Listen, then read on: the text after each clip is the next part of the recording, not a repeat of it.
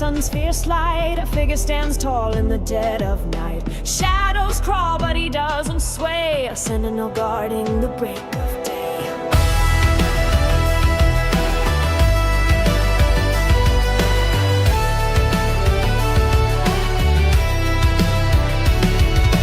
Words like fire burn through the air, a defender of dreams and the world's despair. Facing storms with an unyielding grin, the fight for truth always starts within.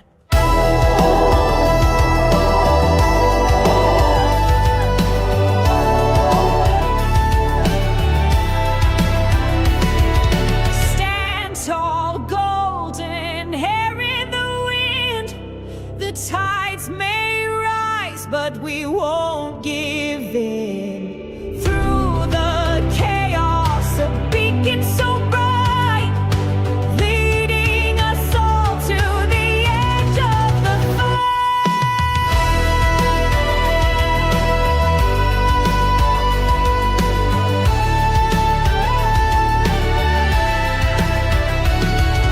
The world quakes as the battle ignites. Through the smoke, he's a vision of might.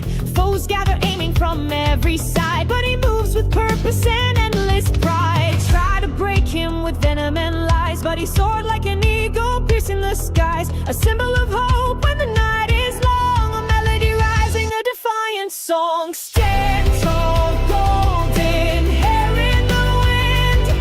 The tides may rise, but we won't give in. Through the chaos, a beacon so bright, leading us all to the edge of the fight.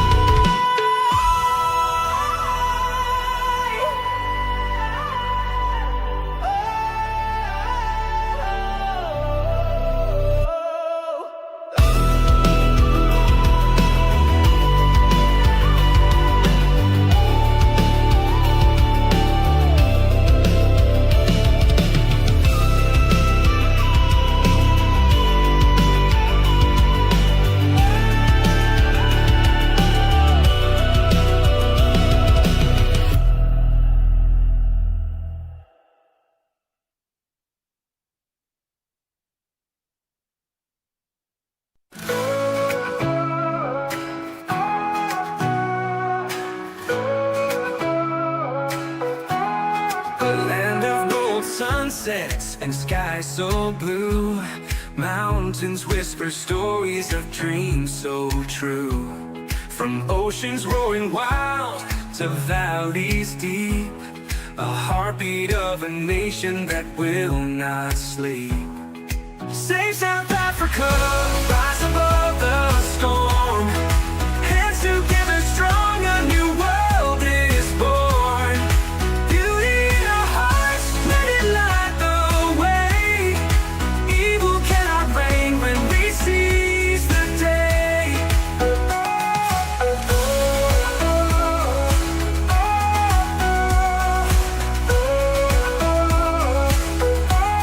The people sing louder than shadows can scream. Together we're stronger than the wicked scheme. The soil holds our history, roots run so long. A melody of freedom, we're singing strong.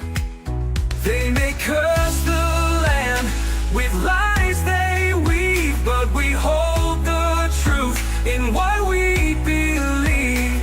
Their crowns may crumble, their thrones may fall, for the power is the people's above it all. Save South Africa, rise above the storm. Hands together strong, a new world is born. Beauty in our hearts, let it light the way. Evil cannot reign when we seize the day.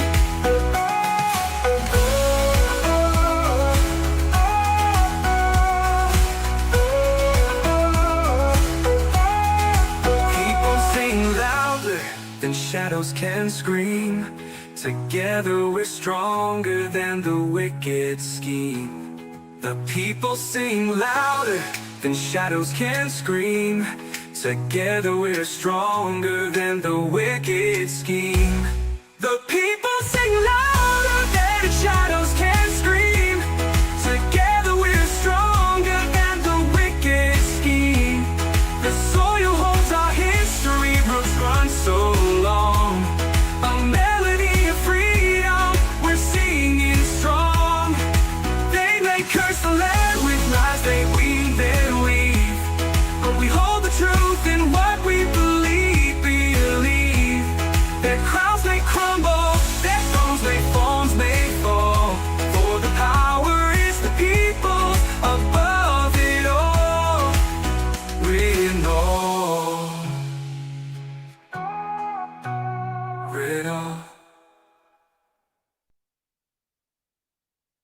Good evening, America. Unless you're watching from California, then maybe not so good. Just kidding. Sort of, it's your favorite president, some say the best ever. And tonight, I've got a few things to say. So grab your popcorn, turn off the fake news, and let's talk about what's really going on. It's going to be good, really good.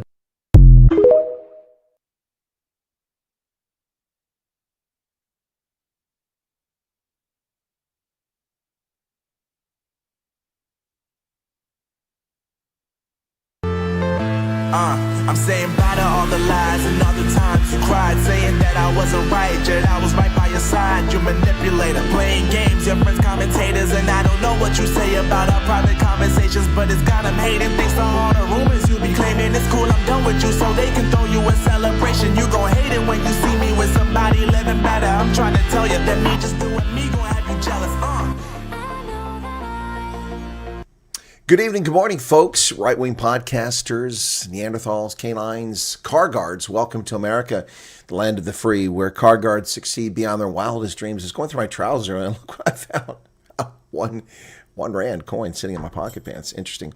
Anyway, welcome back to the program, folks. Good evening. 23:12 here on the East Coast of the United States. Apologies for about a 5-minute late start. I had a problem with software, and it turned out that it was just simply a mistake. I was trying to load a page, and it kept coming up the wrong size. I couldn't figure out why it was the wrong size, and I had to add another page. But anyway, I've sorted it out, so 5-minute late start. The song at the beginning was my newest song, which I produced on Suno, of course, once again. So where the heck did it go? I'm trying to find it. There it is, Suno. So it's called The Golden Hair Defender. So golden hair blazing in the sun's fierce light. A figure stands tall in the dead of night. Shadows crawl, but he doesn't sway. A sentinel guarding the break of day. I've already downloaded some images for that, which I'll put to it as I put the song together. But yeah, so there you go. 7:12 in the morning. 7:12 in the morning. That must be somewhere further east. Hey, Rhino Girl, how's it going? It's only 5 in Munich, so you must be further east of that then. Welcome to you. Rhino Girl, by the way, thank you for that awesome donation that you gave to help the folks with the farm attack. Thank you so much for that. I saw that you gave 5,000 rand. Very kind of you. Let me say hello to some of the folks in the chat here, because we have a smaller audience, not a huge one. Chris Ehlers is here, and Karen Lang is here. Vilma Rasmus, Chantal Fenter, Chris Ehlers, I already said that. Karen, you guys chat before we get started here. Mariki Bizinhout, how are you going? And mine started at age 10. Wakes up. Okay. Peter Edward Schultz. Okay, is Jack up here? I didn't see Jack up. You guys are chatting quite a bit here. Same people. Maddie S., welcome to you. Good morning to you. And who else we got there? Yannick Kruger, welcome to you. Arctic is here. Hey, Arctic, how's it going, man? And who else we got there? Chantal. I see Freya Dutoy. Marlene DeLong, welcome to you. Vanna Kasselman, your Streamlabs tip page. Well, thank you for the heads up on that, Vanna. I don't think it's ever worked. I should just take it out of the pre-settings for my videos, because that's just another crooked Streamlabs nonsense. It's never worked. I've never gotten a penny from it. So thank you for that. If you want to donate something to help the channel out, if you want to help me out, I appreciate it. You can do it another way. You don't have to use the YouTube stuff. Let me turn off the baby Trump here real quick. Don't do this very often, but I do put up occasionally, just so people know that I've got it. But here it is right there. You can send through PayPal. And there's the email for PayPal. In fact, I haven't been to PayPal in ages. Let me see if anybody's given to PayPal. Even let me in without logging in with a second or third security measure. Let's see. There you go. See if that works. Oh, I don't want to email, get a text. Oh, now I have to get a text. Typical. It's nonsense. Here we go. All right, it's come in. Oh, boy. Okay, let's see.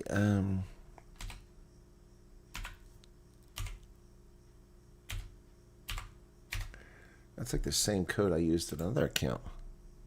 That's what I thought. That's the wrong one. Okay. That's why I didn't open the right message. Okay.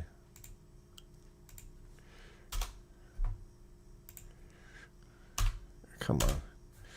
I gotta re-put this thing here. This is so annoying. It doesn't just reset. Go back. Take out every number individually. That's why it looked familiar, like one I did previously, because it was one I did previously. Okay, there we go. Now that should do it. Gosh. Okay, I appreciate the security measures, but sometimes they're very annoying. Oh, yeah. Well, I got a little bit that came in. I got a payment from Spreadshirt, $11. Wow. I got a little bit that came in. Something came May 16th. Thank you, Charles, for that. But yeah, nothing's really come in since then. So didn't realize that. Okay, cool. Didn't realize I had that. Anyway, that's if you want to do PayPal. If you don't want to do YouTube. Song gives the goosebumps. What a lekker song. You like that, RSA Guns? Cool. Okay. Okay. AJ Quinn, good morning to you. Peter Edward Schultz. Okay. All right. Now, here we go. So, sees when Puffer Walsh says that if the U.S. fails to reset relations with South Africa, they'll lose the race on critical minerals. What critical minerals? Did he name the critical minerals? Did he name the tonnage shipped to the United States? Did he name the consumption of those critical minerals in the United States? Okay, what's going on with this beard? Is crooked there. Did Susan Puffer Walsh share any of that? I mean, that's useless news. The statement that, well, U.S. needs our minerals. Okay. What percentage of what critical mineral does the U.S. need for what industry? I'll bet he didn't mention any of that, did he? Bet he didn't mention that because he doesn't know. He's just parroting what idiots are telling him. Yep. Next Rugby World Cup will be in England in August, September. And I will be there, Johan Peter saying, and I can tell you how it goes. Yep, this August, September in England, I'll be at the Rugby World Cup.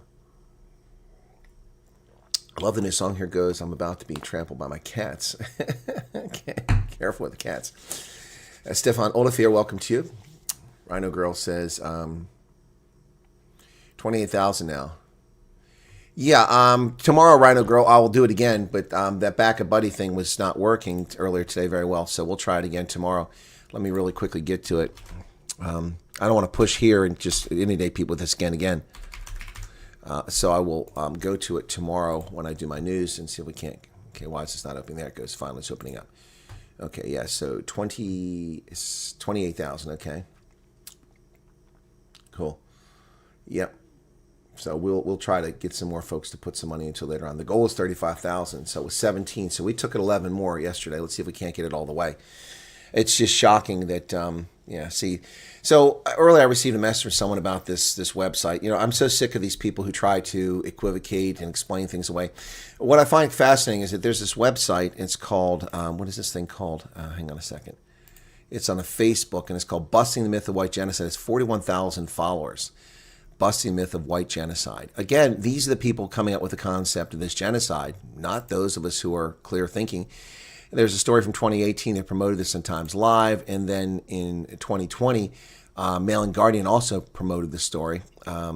So it's just fascinating, these people. And so I went to their website, because they actually have a website.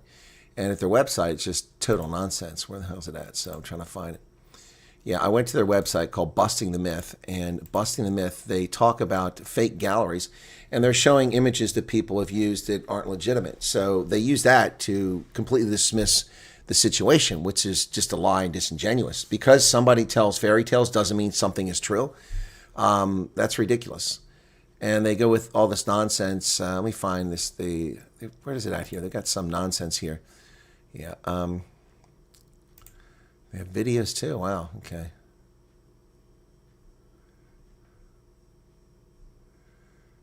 Well, they've got a picture of Steve Hofmeyer here. What are they doing here? Says there are 28 million black people in poverty in South Africa. Yeah, and what's your point? I talk about it all the time. It really irritates me because I'm trying to, here it was. Yeah, they talk about, so for instance, they have a thing here about, did we go from 60 to 32,000 commercial farmers? That's from 2016. We did. And then they try to dismiss what's happening to white farmers on farms by equivocating and talking about the numbers dropped. The trend is not unique. Results from low margins at farm gate level. Commercial farmers forced to consolidate. Yeah, and that's true. And of course, that's something I've reported on endlessly. See, but they lie. They don't talk about the attacks. They pretend they're not real. But see, I deal in facts, and I tell you the real reasons why farming is consolidated. And see, the irony of this is a black supremacist support site. It's a bunch of white leftist liberals, apparently, who put this site together. And they're supporting a black supremacist myth that white South Africans are not being, racially targeted when they are. We know this. It's a fact. So they go about this nonsense, and they claim that, anyway, their arguments run counter to the arguments they're trying to make. Exactly. Exactly. They can't distinguish between genocide and the one that the USA is trying to prevent from happening. Exactly right. Wheelie Shift says, "All you're awesome people. Thank you, whoever gave a gifted." Well, yeah, there were a lot of them gifted. I don't know who gave it to you. Tom, hello to you. Rhino Girl says, "Okay, people can say what they want. The glass is broken. Worldview is shifted." Exactly, but they're still going to try to push this narrative. See the way Poofa Walsh said, opposers should have asked Trump why there's high black death rates. There aren't high black death rates. What is the high black death rate, Pablo Charlie? What are you talking about? What high death black rate? From crime? Because it's black on black crime. From heart disease? It's genetic. And poor diets. What would you, okay, Pablo Charlie, do explain what you mean. Oh, okay, all right, Seasway said that. So why are you saying? Oh, Seasway said that. Sorry, Pablo, okay. Well, Seasway, look, yeah, let me find this. Let me see what we said. I think he's the one that told me he didn't have time for me, Seasway. Yeah, I see your channel is growing nicely. What are your dates? I fear this trip may come too soon, as our schedule is quite packed the next 2 weeks. And I said, I'll be in Gauteng. I gave him the dates. I can be flexible. And never heard back from him. So he did respond to me, but he never got back to me. So anyway, that's fine. He has no obligation to have me on his program. But I would ask those questions. Thank you, Pablo, for clarifying. I didn't mean to come after you. Yeah, no, that's ridiculous. What minerals? What minerals? See, that's the problem. I actually analyzed the facts. I told you the amount of minerals the United States imports from South Africa when I covered that story and how insignificant it is. The most important one being platinum, but we don't even need it from South Africa. We buy it from another place. Seasway says he's willing to debate anyone. What do you mean, like Jordan Peterson? It has to be someone like Jordan Peterson, or he'll debate anyone the way Jordan Peterson does. What do you say, Pablo? Please clarify, because the way you've written it means like I don't matter, so he wouldn't debate me. Yeah, Tainted Heroes is old. That's an old video. I don't know why people are talking about it. Bet's Corpse is another cable theft. Best friend is Indian, the first person of color to get a can advertising world. Congratulations to your friend there, Mal. Or Male, excuse me. I know you like Northcliffe. Can we do a house swap, please? Yeah, I do like Northcliffe, but it's mostly probably because of the people I stay with. He named Jordan Peterson right-wing political commentators. Well, I guess I don't count then because I'm not right-wing, so that's probably why he doesn't want to debate me. I'm not a right-winger, so he probably won't want to debate me then. So only right-wingers. No, Seasway and Poofa Walsh, if he said that, then he's not telling the truth because he never made any effort to come back and ask me to come on his program and debate him. So he says that, but it's an empty promise. Because I'm sure he would call me right-wing. Yeah, but it's an empty promise. Yep. Anyway.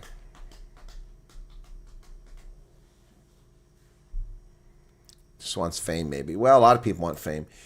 Anyway, never for fame. That's the guy who makes those drawings and Ronaldo's thing. Pretty cool guy. So we are crawling towards 100,000. Are we ever going to get there? Wow. We are at 99,158. So yesterday, I think we did better. Come on, YouTube. Give me my analytics here. Here we go. By the way, folks, when I was in South Africa, I was down to 60,000 views per day. I got down to 45,000 on May 5th, 56,000 May 6th, 60,000 May 8th.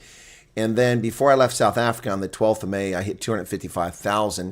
Of course, the 12th of May is when the program was released, and that day I hit 255,000 views.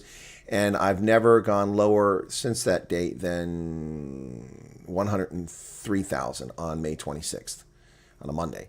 So yeah, so we stayed higher than that. I had a 300,000 view day. So we're over 20 million views now on the channel. And my average keeps creeping up. So thank you to all of you and for watching the content. My 28-day average now is 4.2 million views. That's the highest ever. That's because I'm pushing out all the low traffic volume when I was in South Africa when people weren't watching the program. It's ironic because I always hear, why don't you report good news? And I go to South Africa and I reported all kinds of good news. And what did I get? Fewer views, fewer subscribers. I was averaging about 100 subscribers per day for most of the time in South Africa, which meant the channel didn't go anywhere. Only gained a few thousand. But since I've been back, it's picked up. But the subscriber count, let's see, went from 97,532 to 9860. So that's about 500 from the 29th to 30th, 9860. And then about 500 on the 31st, 584. And about 500 today. So I'm getting about 500 per day, which is good. Not great, but good. So will I be able to use a PayPal to buy stuff? You know, saying, Chris Mattia, yeah, but usually mail order stuff. You can't use PayPal. You can't use PayPal to go to a shopping center. People don't use PayPal. You can use it online, but yeah, that's one of the limits on it. So, yeah. But you can bring cash with you, Chris. I mean, you can bring $10,000 equivalent in cash without declaring it. Anything above it, you simply have to declare it. So you can bring cash. I mean, not that I recommend cash, but, you know, you can also get I don't know if South Africa does cashier's checks or, you know, that sort of thing, certified checks. But there's lots of ways to move money. So you can also do XE, but that's hard. Lots of ways to move money. So yeah, you can't use it in stores. No one uses that stuff in the store. So don't think I missed a video since 4 February. Well, Wheelie Shift, if you've been doing that, you've really been sticking with me because I counted. It was 654 videos through. It was actually 655 videos through May, I think it was. Yeah, I know, Arctic, but I'm talking about a bank check. I'm not talking about a personal check. There's a difference. Certified check is different than a personal check. Certified check is guaranteed by the bank, so I don't know if they still do that. It's a shame because checks are a secure way to do banking. Well, as secure as finances get these days. But anyway, so yeah, we are inching up there. Jan van Til die Bosveld Bull. Yeah, thank you, Arctic. A long time ago. Shame. Anyway, yeah, so your hard work is paying off. Publishing more helped your channel grow 1,664% more views than usual. Wow. Your channel got 4.2 million views. Wow. Cool. Since 2021. Well, I'm not surprising. Chime has multiple bank platforms all through now. Okay, I'm not familiar with that. Eye of the Fox. Yeah, I don't trust international banks. You know, I get a little nervous about that. Here in America, our bank accounts are guaranteed through insurance, so that's always good. Yeah, up to a certain amount, $250,000. So used to be 50,000. It was 100,000. Now it's $250,000. Yep. What is the line in the sand saying? The Ruskies something. I don't know what that means. Amazing how other white Afrikaners are jealous of those accepting refugee. Yeah, very much so. And that's some of the people talking out about it. Your program is dope. Wait, that's what's yours enlightening. Mic drop. Okay. What is your prediction for South Africa in the next 5 to 10 years? Come on, Art. You know better than to ask me that. It depends what happens with the refugee program, what Trump does or doesn't do. All of that hinges on what happens in South Africa. FNB has their national account with a debit card. That's interesting. I didn't know that, Iona. No one's ever mentioned that. Wow. Any online outside South Africa now attract 2% cross-border charge. Well, 2% losing your money is better than 100%. So, you know. Who should I ask, says Arctic. By the way, I saw that Alex Jones claimed that Joel Pollack is the best authority on South Africa. Interesting. Joel Pollack never reported on South Africa until he wanted to become the ambassador of South Africa. He wasn't reporting. Here, I have Joel Pollack's book here, Red November. This is about American politics right there, Joel Pollack. Yep. I bought that. Red November. That's for 2020. That's 5 years ago. He was never reporting on South Africa before he wanted to be an ambassador. Now he's suddenly reporting on it. He's the expert? Really? Anyway, Geopolitical is a smart guy. And, but organizations like Breitbart don't want people to know what they're talking about. No, they just want their friends. 530 from a cold Johannesburg. Oh, 5:30, tune in using the rewind function. Catching it. Well, thank you, Benjamin. My wife has been fixed. I'll have to do what locals do, I guess, get one. Oh, you mean for the card. Skeptical certainty. Trust but verify. Welcome to you. We know you're there. Well, thank you, Sonia. I appreciate that. But we got to tell a lot more people. There's a lot more people need to know. Oops, I need to charge my phone again. The battery's getting old, so I have to charge it like twice a day now. It sucks, even if I'm not doing stuff. Yeah, so anyway, did a couple. We're up to 28,000 now. Oh, cool. Okay, I think we said that already. Yeah, so I did a couple videos earlier today. And I did one, South Africa exports car guards. That one I thought was pretty funny. And then did News 24 get it wrong about refugees. That one isn't doing so well. Yeah, the first one, neither one of them are doing particularly well, 30,000. So that's not great. They died pretty quick deaths. But the big warning for South African refugees, that one hit 106,000 before it died off. So I'll take that. 100,000 view video. But I'm looking, I've got one with one video now with over 500,000 views, 513,000 views. That's the one where Malema threatened Trump. It's still growing slowly, but it's growing. Chase from Zimbabwe now have to maybe run again. That's happened to a lot of people. ANC is gone in 2029. EFF stays below 5%. Coalition government takes over, fixes nothing. Well, that's probably pretty accurate, but who's the coalition government? Unless the IFP and the Freedom Front Plus grow immensely, it's going to be difficult. I think the only possible major growth there is maybe the Freedom Front Plus goes from a 1.5%, 2% party to a 5 to 7% party, eating away at the DA, and then the IFP goes from a small party 5 to 7% to a 10%. So 10% and 17% and about 18% for the DA is 28, 30, it's 35% there. They're still going to need help, so I'm not really sure where it goes. You got a full-time job and you say they can't sponsor visa. Okay, well, RSA guns, then you have to get over here. So DA, IFP, Freedom Front Plus, 30% majority. It's not a majority, it's a plurality. Let's get the terminology correct, Arctic. Ease up on the scotch. It's a plurality, not a majority. A majority is 50 plus 1. A plurality is the most in the pile. But yeah, no, that's a fair point. But I think things are just going to get worse before they get better. Exactly. In 20 years' time, you can go back to South Africa and clean up the country. Yes, Peter, I agree with you. The EFF, I don't think EFF is going to grow. No, I don't see that. I don't see that happening. I don't see the EFF happening. They're now less than a 10% party, and they're not going to get above that much again, if ever. Yep, I don't see that happening. Love the car guard video. Yeah, the car guard. You mean mine or the one that the guy actually the guy who drove a tractor is pretty funny. Well, people will steal the tar from the road.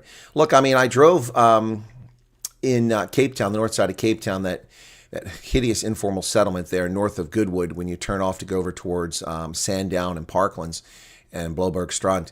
You turn off there on the road to Namibia, that turn before you head into oblivion, heading up towards to Kuburg and Eiserfontein. But you hit that last exit there and you turn left, and that road is all dicked up now because these scumbags come out there and burn their frickin' tires. I mean, why anybody tolerates that? You just go out and just start knocking heads and arrest people and start polluting the ground like that. They've damaged these roads so badly. I mean, that road was perfectly safe and fine to drive on last year, but when I came back this time, the entire westbound side of the road is completely trashed, and parts of the eastbound are trashed as you get closer to the bridge. It's just horrible. Just animals, frickin' animals, pure animals.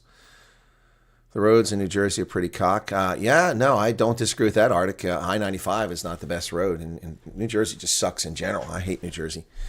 Pulled out my SA driving skills to miss a few big potholes. Yeah. Large-scale indoctrination of young children. Yeah. Does that mean that Zuma's daughter can possibly be the next? No, she's not going to be president. No one has a real plan to fix unemployment. Well, I have a real plan, Salem's Cave, but it's not going to fly. I would NBE tomorrow, and I would invest a fortune into genuine educational outcomes and in community policing. And there would be a fitness test, both, for the law, physical fitness, and background checks into every single police officer. And I would redo the police. Simple as that. The problem is that there are too many gangsters and you become a target for assassins. Yep. So I could fix it. Yeah, I could fix it in a heartbeat. No, it's not just central Johannesburg, Stephen Ortkey. It's Pretoria as well. Look at central business district Pretoria. Look at even out how Hatfield is falling apart. Yeah, the country was gorgeous 20 years ago. They hadn't destroyed it yet. Now it's just a disgrace. What will happen if your program gets canceled? Well, it's not getting canceled, Vanner. What do you mean? What will happen if it gets canceled? Between the time they arrive before they get a green card.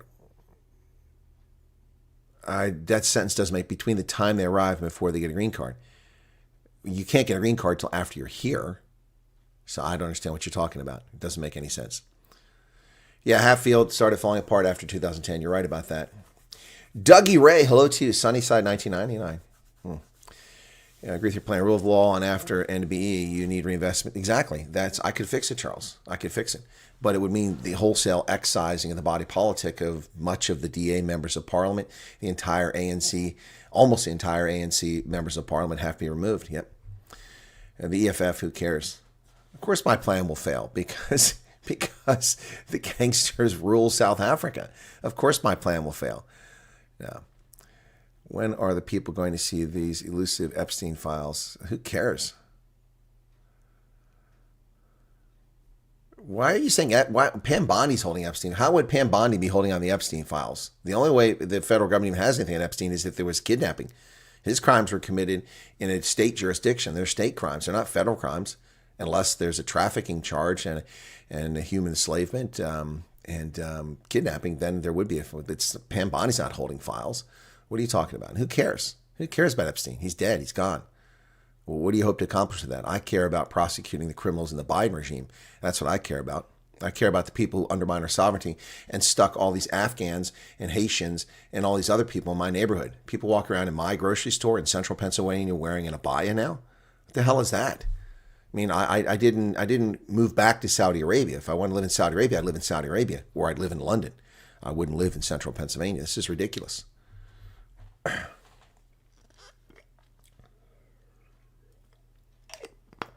Yeah, there's no such thing as normal crime. Crime is antisocial. It's asocial. When you ask, you drive on the right side of the road. Yeah, I know. We know that story, Reno. Hatfield was known as the old east of Pretoria. Now it's a crap show. Well, it's not quite that bad, but it's getting bad. Yeah, Minneapolis. Haven't found a non-Somali Uber driver in 3 years. You're right. That's just unacceptable. Annie, welcome to you. Podcast on Brockpod. No EFF moving in there anytime soon. Okay. And you have the Prim Afrikaans girls breaking free. Total insult to their upbreaking.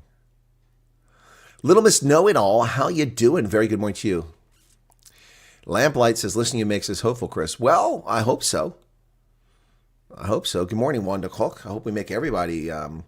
So let's see. I will do a quick poll here. Start a poll. Where are you located?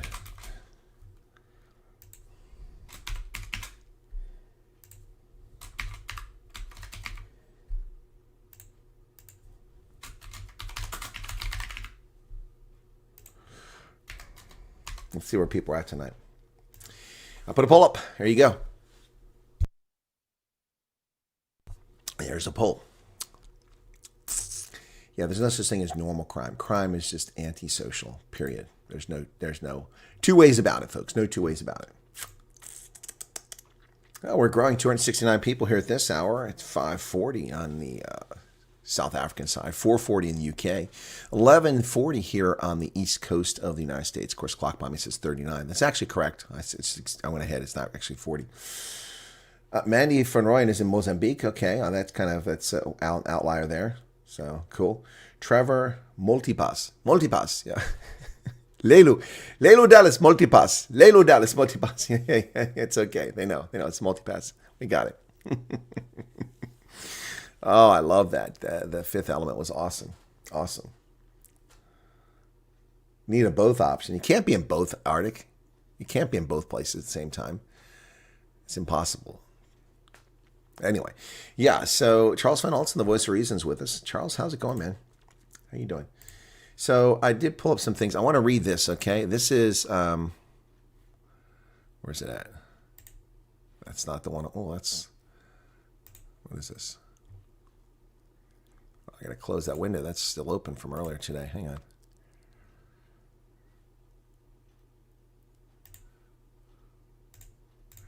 This is what I was looking at here. Okay, so, all right, so letters to the editor. I'm an Afrikaner. Trump's resettled South Africans don't represent me. Okay, let's read this. Okay, and this is from Donovan Greef, Greef. Donovan says, okay, let's see what Donovan's got to say. I'm a South African writer and translator based in Cape Town. I'm 42, white, and an Afrikaner. He capitalizes white. That's an adjective, not a noun. As the United States has turned its attention to my country, it has revealed an old, ugly truth. The only thing most Americans know or want to know about South Africa is how it can be turned into fodder for your nation's psychodramas. Well, you can shove up your rectum, Donovan. That's not what most people know about South Africa. Our psychodrama. Screw you. The romanticized vision of the African National Congress as a noble freedom fighters that still lingers in some Americans' imagination is an antiquated fantasy. That era effectively came to an end in 2008 when Thabo Mbeki, the last serious incompetent president the party produced, was ousted after a brutal power struggle. Well, I would take exception to that. Thabo Mbeki is a small-minded, penis-envy man who got millions of people killed from HIV because of his stupidity and his beetroot minister. And hundreds of thousands of South Africans born with HIV needlessly because of his stupidity. Since then, the ANC has presided over an unhindering hollowing out of the state. It was already happening under Mbeki, so you're delusional, buddy. Under Mbeki's success, resuming the state was systematically looted. Political assassinations became near routine. Eskom, once a world-class electricity utility, has been gutted. The country plunged into chronic rolling blackouts, tanking the economy and eroding public trust. A staggering 81% of 10-year-olds struggle to understand what they read. But let us not pretend that genuine concern is driving the spectacle President Trump's administration has engineered. Instead, the people arrived at Dulles are being used as a cudgel to punish the ANC administration in our capital, Pretoria, but not for its failure to govern. Rather, Washington clearly views South Africa's refusal to align with the U.S. on Ukraine, its growing ties with China and Russia, and most recent decision to take Israel to court on genocide charges as hostility. Well, Donovan, you're not very well informed about what the issues are here, so I'm not going to sit here and educate you, but yeah, just needless to say, you don't know what you're talking about. Just as South Africa's domestic politics and international relationships are vastly more complicated than many American accounts even begin to acknowledge, so are Afrikaners ourselves. Yeah, okay. A farmer from Limpopo, one of the poorest and most dysfunctional provinces in our country, and a region where just 2.6% of the residents are white, might have a very different experience than one from Heilbron, a coastal community where the majority of the community is white. And both might have totally different worldviews from those who live in the cities. A shared language or culture does not presuppose a shared perspective. No, it doesn't, and it's pretty obvious. We South Africans have been appalled by this resettlement farce. Not just black South Africans, again, he capitalizes black, it's an adjective, it's lowercase. Not just activists or academics, but average white South Africans who are horrified, angry, and embarrassed. Why? Maybe that complexity would be clearer if the American media were more inclined to seek out Afrikaners such as Lorenza Eckhart, Johan Fourie, or Waldemar Pelzer rather than extreme and unrepresented figures. Why do people like this hate so much? He just said the experience of Afrikaners is very different. So now he's trying to paint these leftist Afrikaners as where the truth is at. But he just said you can't classify all Afrikaners the same. We're different. It's also excruciating to see so many people get the critically important issue of land reform so completely wrong. Okay, Donovan. Since the ANC's victory in 1994 when South Africa held its first truly democratic election, a significant portion of land that has been transferred is held in tribal and state-owned trust. What's more, the restitution program allows for financial compensation. Through March of 2024, about $1.5 billion is paid out. The actual lay of the land, as it were, is a lot more complicated than most of the coverage is acknowledged or adequately explained. I've explained clearly what's going on with the land repeatedly since I've been allowed to do publicly. Been doing it for years. You can go find a 2018 article I published on LinkedIn, still up there. There's 100% correct about land, Donovan. And I've been reporting on this for years. So I don't know, your lens that you're looking through. To clearly see South Africa would require Americans to abandon the fantasy about race alone explains everything. That historical victimhood guarantees present virtue and that oppression automatically bestows wisdom. I don't believe any of that nonsense, Donovan. What planet are you living on? Post-apartheid South Africa presents a messier, crueler and more confronting reality. The wronged can wrong. Skin color neither inoculates anyone from greed, arrogance, or cruelty, nor infects people with those flaws. Liberation without accountability, competence, and courage can curdle into something monstrous. Yeah, okay, we agree there. As troubled and fractious as modern South Africa is, our days are not marked by rage or recrimination and cruelty. Well, obviously, you've never been a victim of what's going on there, Donovan. Outside of certain militant corners, what is this stupid stuff? Stop! I don't want to see notifications from these idiots.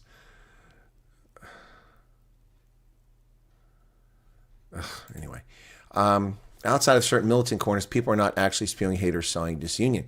We are not forever at each other's throats. Never claimed you were. We're together at work, at school, at the game, at the bar, stuck in traffic, yeah, in Cape Town, buddy. Yeah, boring business of being a society, living our lives and do best. Yet Americans do not see us as we are. You see us as a metaphor, one more mirror in which to study your own reflection. Well, you can shove it up your rectum there, Donovan Grief. You don't know what the hell you're talking about here. You're just being an ass who hates America, and I really don't care what you have to say. But that's the stuff that they put on there. White people hating white people stories. The Washington Post happily publishes that.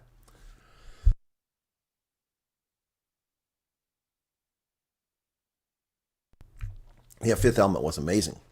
Peter Edward Schultz in Missouri. It's called Mock in Thrust We Trust. Teddy Corolla, welcome to you. I had steamed crabs today, Charles. They were on sale at $15 off. There were a dozen. I got a dozen steamed crabs. Had them earlier. Then I had some corn on the cob. If members were so I don't know what that's saying there. Oh, it's Ronaldo G. So it's Donovan Grief. Is that what it is? Donovan Grief. I can't believe that Karen. What's this? Donovan is just sour because he didn't get to play with Epstein's tie. Will Biden's son will possibly be prosecuted? No, Biden will never be prosecuted, and neither will his son. It was white people telling them, of course, they were ignored. We South Africans, he doesn't represent South. Exactly, Ross. Never argue with the woke. They bring you down to the level and beat you down. They're not beating me, Sorrow. I watch all your videos and have been for years. Just mainly a lurk. Well, thank you, Bowling Frog. Gotta run, says Stephen Nortkia. Have to go do my car guard job. Well, be careful out there. Still ultra MAGA, make America great again. Make tariffs great again. Donald Trump compared his legal issues with those faced by Nelson Mandela per CNN. No, I think that Donald Trump's cases are far worse. Nelson Mandela was an self-admitted terrorist who committed acts of terror and formed in Kotowisi's way to undermine the legitimate government of South Africa. Self-described, convicted, legitimately convicted, sentenced to prison. Donald Trump has been persecuted with no just cause because of his political views. So, no, they're not the same. Donald Trump's woes are far worse than Nelson Mandela's ever were.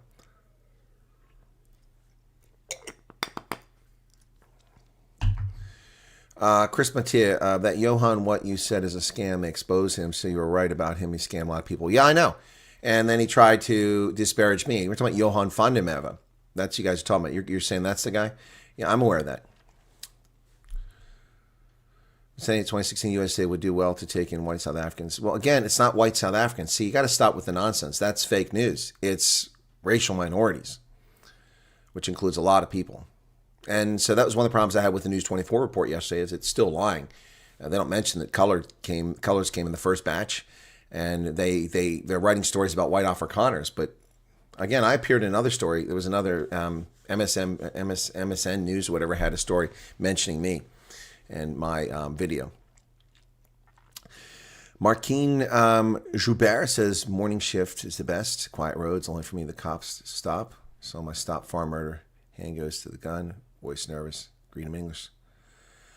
Okay, I'm not sure what you're talking about there. Holden Caulfield, isn't Jeff Bezos the major shareholder? No, he's the sole shareholder. He owns the newspaper completely. He bought it. Okay, Chris Padilla, there's a clip of him saying it. Who said what? Show Donovan the bunny. There you go, Donovan. Here's the bunny.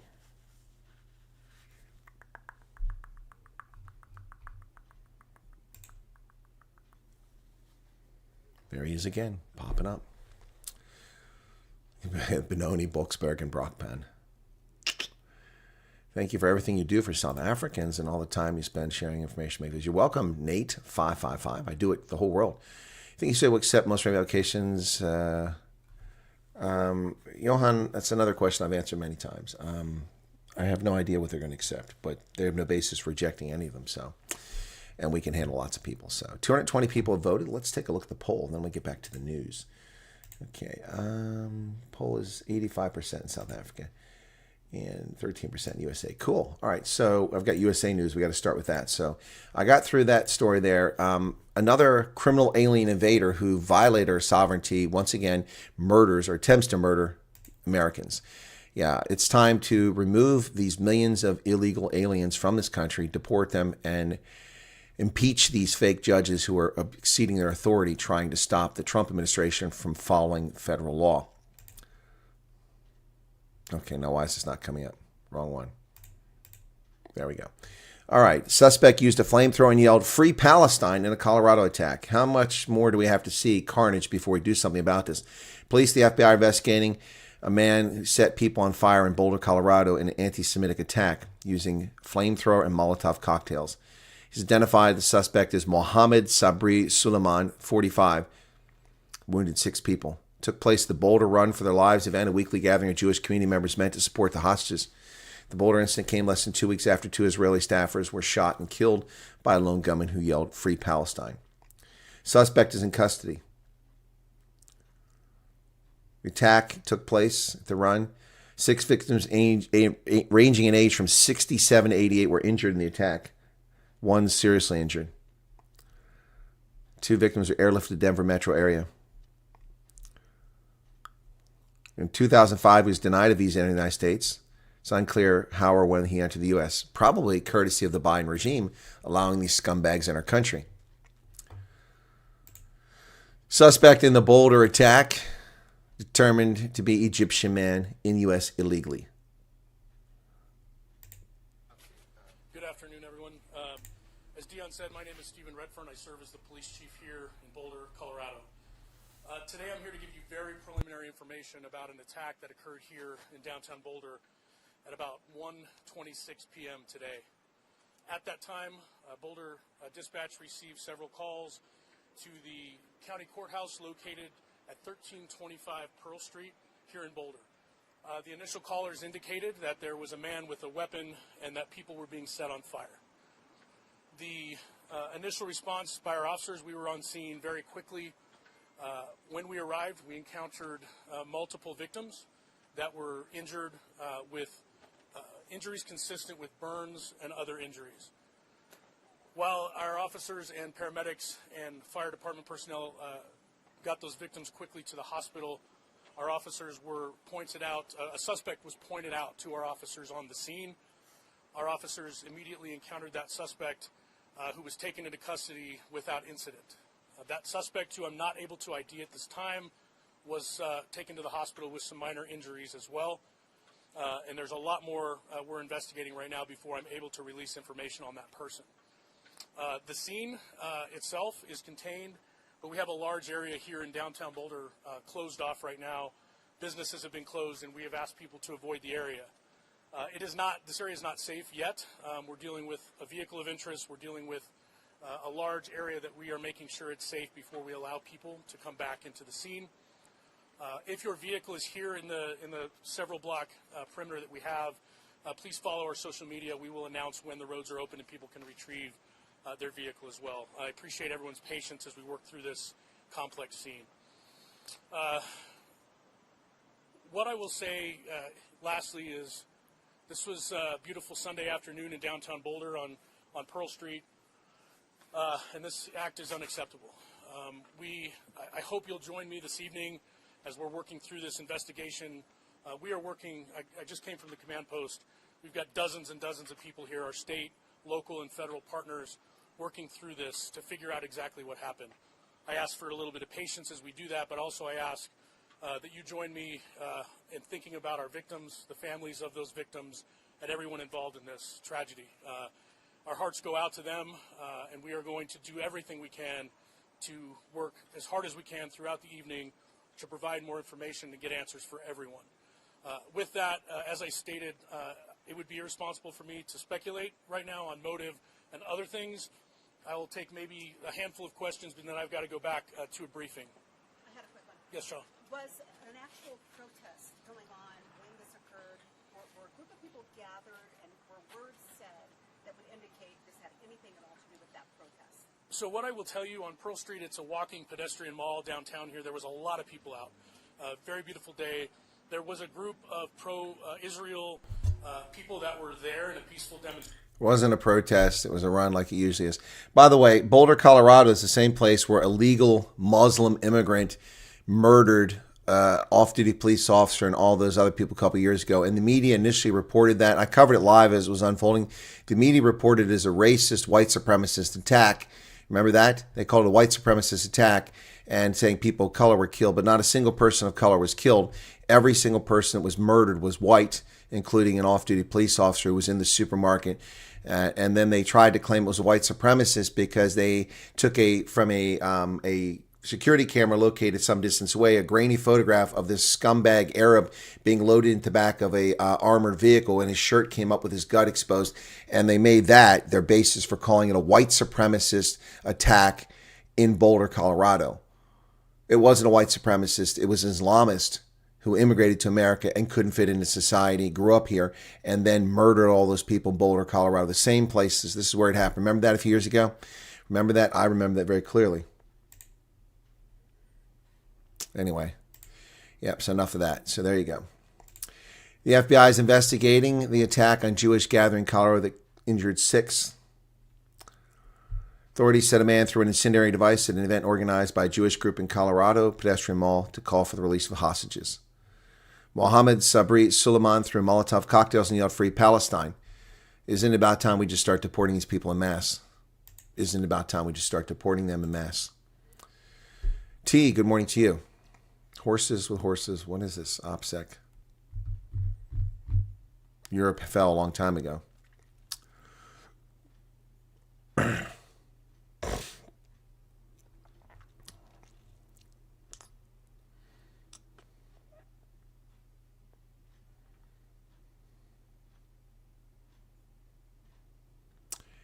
Please be welcoming to newcomers. Many only now find out about Chris's channel. A lot of disinformation going around. Well, that's true, Willem Janssen van Rensburg.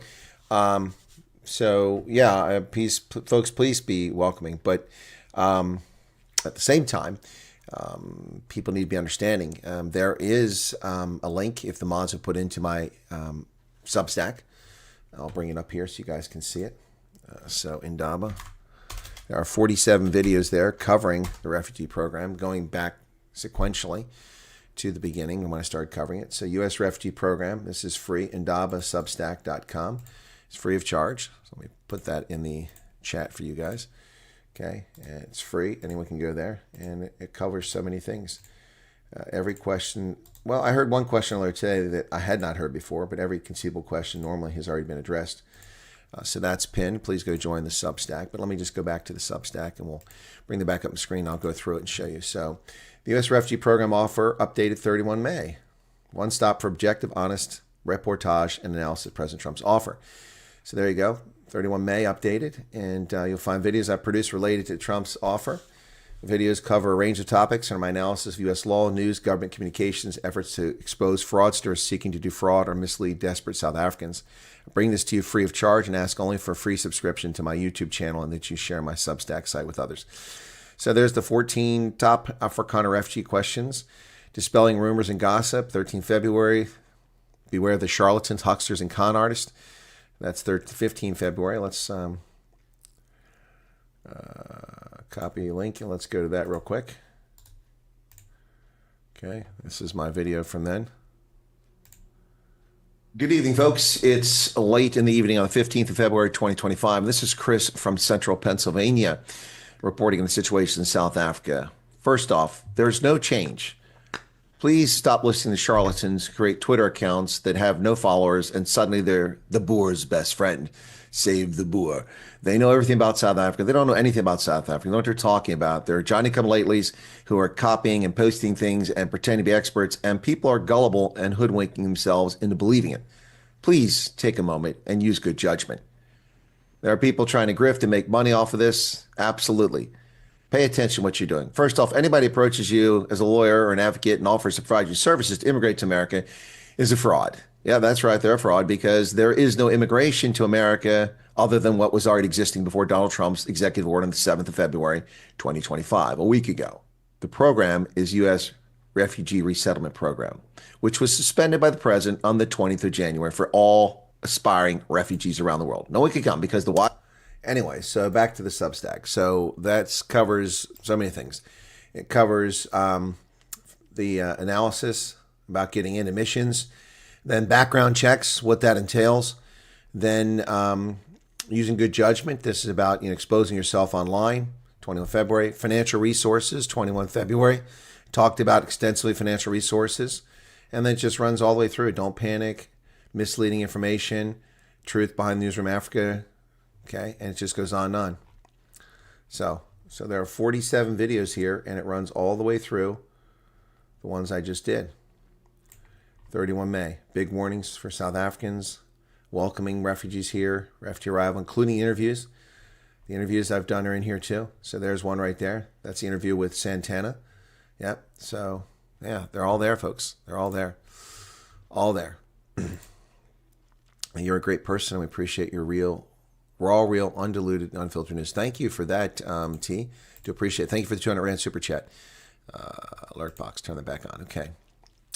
All right, let me just turn off the poll because I can't see very well what's going on here. Okay, and the poll. 300 people voted. Cool.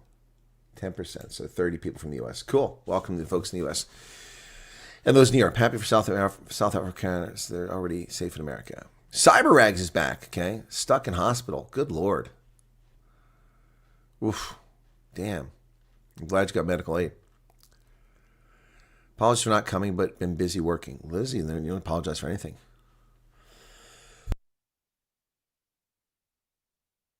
Frey Toy also gave a 14 Rand super chat. And then T, 200 Rand. Thank you for that. Momo's here. Sedgefield's back. Yannicka. What did Arctic say to make you laugh? I don't see what Arctic said. Good morning. We are allowed to take 5 R. Syndicate MC Overberg. People can import firearms in the United States, but you need to go to the Alcohol, Tobacco, and Firearms and learn how to import weapons here. It's not easy to do. I don't know why you want to bring guns. We have more guns here than God has. Thank you, Marquin Joubert, for becoming a member.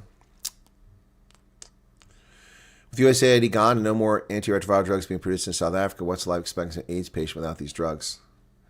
India produces antiretrovirals. Yep. Lots of Indian pharmaceuticals produce antiretrovirals. They steal the U.S. formula, and then they make them. U.S. is producing antiretrovirals, so people just have to buy them. An acquaintance wants to something to Mossel Bay and buy a move to Mossel Bay. She says it's nice there and it must come rent from her. Mossel Bay is nice.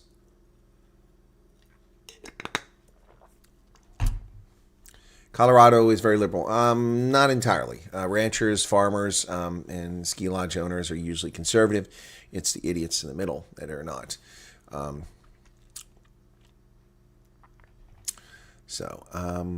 Devin Berman says, good morning, Delana Villon. Okay.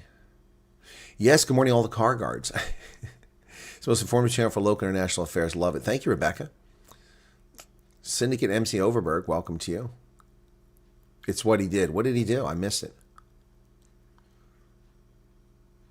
Your kids throw smaller tantrums.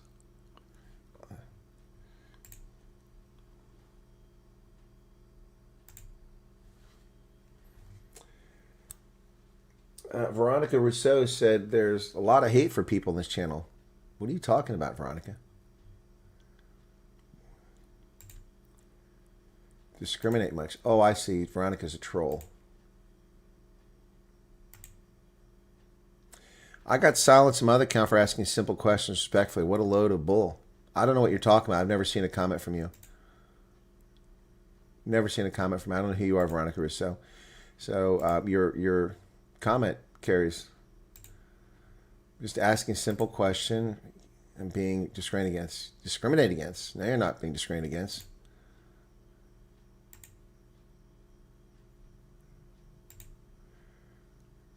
You keep going on and on. Simply inform me instead of tuning me would be great. Never even saw your message. So Veronica Rousseau, you going on and on and on and on. What's your question? What's your question?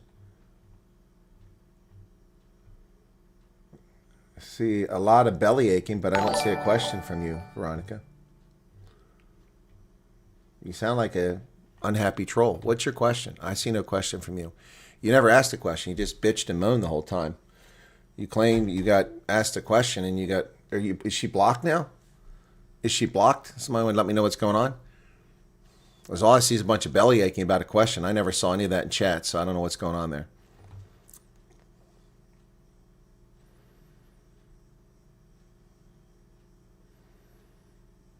Timed out. Okay, well, she's timed out. Well, Veronica, how long did you time her out for, Arctic? Yeah, Ukraine hitting all sorts of targets in Russia. They're proving that they're liars. So, in fact, let me find that map. Let me get to that. Did I still have it? No, I thought I had it here. Come on, I had it here somewhere. I guess I didn't save it.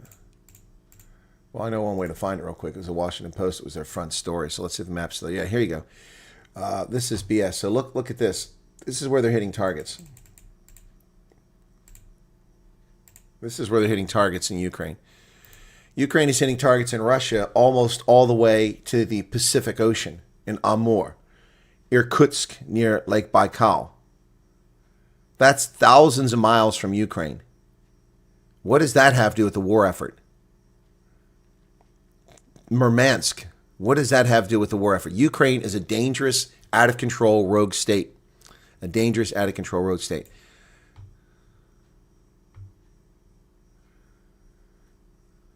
She was asking how much money refugees have to pay back. Well, I don't know the context of her question, so I'll try to answer it as best I can while she's timed out. Refugees not to pay anything back. Where do you get the idea that refugees have to pay anything back? The only thing refugee has to pay back or pay for is their transportation. That's it. Doesn't cost anything to go in the program. Nothing. Yeah, Loretta, Ukraine is a fraudulent, rogue state. No, you're welcome for telling us this, and I've said all along. It doesn't make Russia right. Russia's war is illegal, but Ukraine is also just as illegal.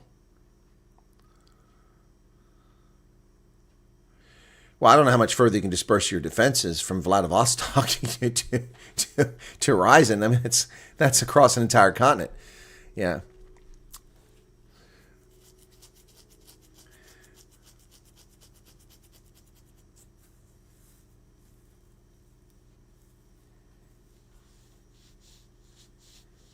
Two wolves, not the wolf and the sheep. Exactly right. Thank you very much, Arctic. That's a good analogy there. It's two wolves, not the wolf and the sheep. JH Electrical, welcome to you. Veronica Rousseau, if you're still here, I hope I answered your question. Pepper's Echo's here. Wow, Pepper's Echo, man. I didn't know you tuned in for this. Good to see you there. Usually quite quiet. Lizzie Nell, thank you. Hope you got a good evening. My evening was okay. I got a nap earlier. I needed one. I was kind of knackered. So, busy day. As always, every day is busy when you work every day. Why is Ukraine a rogue or fraudulent state? Well, Andrew, no elections. $250 billion stolen, not accounted for. Attacking residential areas in Russia. That's a war crime. It's not a military target. It's a crime against humanity. It's a war crime. And now attacking targets thousands of miles away that have nothing to do with the war effort. They're attacking Russia and Russians. That's not legitimate. They've claimed that they were the victim here, that they're simply defending themselves. You can defend yourself by attacking targets on your border where reserve forces from Russia are going to come across. That's legitimate. You could even argue Moscow might be a legitimate target. But you can't argue that Irkutsk or Vladivostok is a legitimate target. That's nonsense. They're just evil countries, both of them.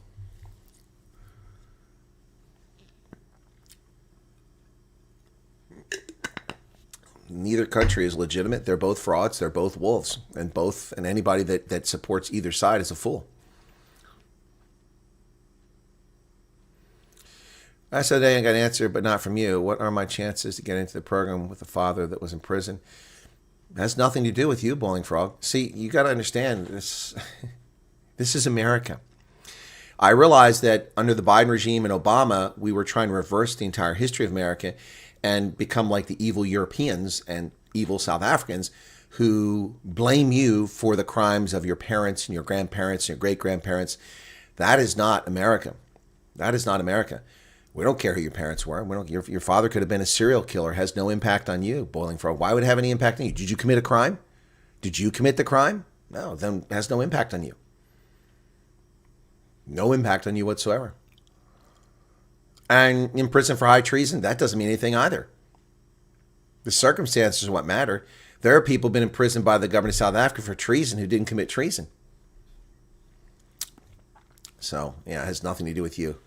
We're not a country that blames you for the sins of the parents. No, that's the nice thing about America. You start over here.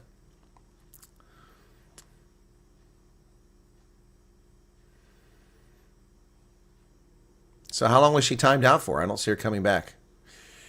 Gerda van Leuven, good morning. Welcome to you. I'm sorry you didn't get any sleep last night, Loretta.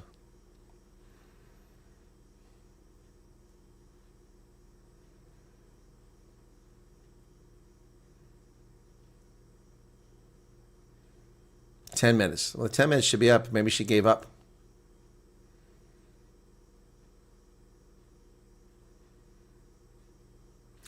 Andrew says, attacking a target that's potential to strike yours from anywhere is legitimate in a war situation. You're right. You're right. But attacking civilian apartment buildings is not legitimate, and that's what the Ukrainians are doing. Oh, there's Veronica. Okay. All right, Veronica. Okay, so I'm going to explain this very clearly for you. Your timeout is over, and I'm going to presume you're not a troll. So you can get a break here, okay? And I'm going to answer your question, even though this is not a refugee session. I'm going to answer your question, all right? You're making a presumption that's horseshit, all right? Where are you getting the idea that the program's only for people who have 25,000 Rand for plane ticket to the U.S.? Where do you come up with that fantasy at? I never said that. Stop spreading your bullshit. Listen. As I've said 357,000 frickin' times since February 7th, refugees who come to America who cannot afford to pay for their own transport are normally given an interest-free loan from the International Organization of Migration, a United Nations organization. That's how it's normally done. Interest-free loan. 6 months after arrival in the Netherlands, in Austria, in Germany, the UK, in Canada, and the US, you're expected to begin paying back in installments your interest-free loan to the UN. I don't know if the UN is providing those loans. A fake news report from South Africa claimed that they weren't paying them. I think it was Daily Maverick. But the organization refused to comment. So I don't know.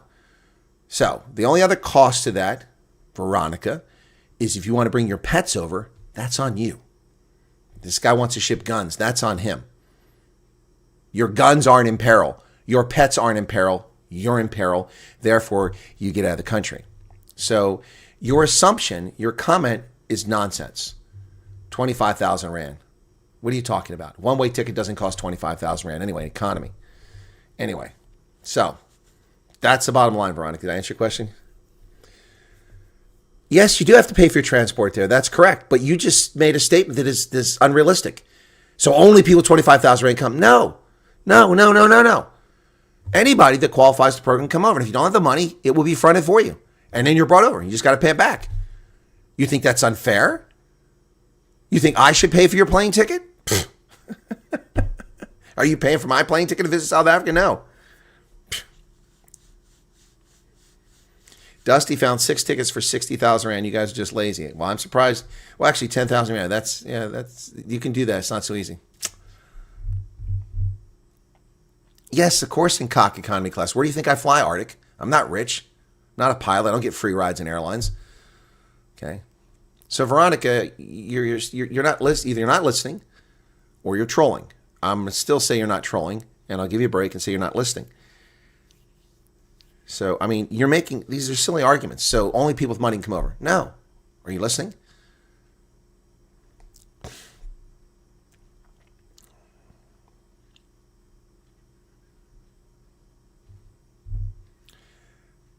Andrew, I'm not going to argue with you about showing. You're trying to defend Ukraine. See, this is the nonsense we go through here.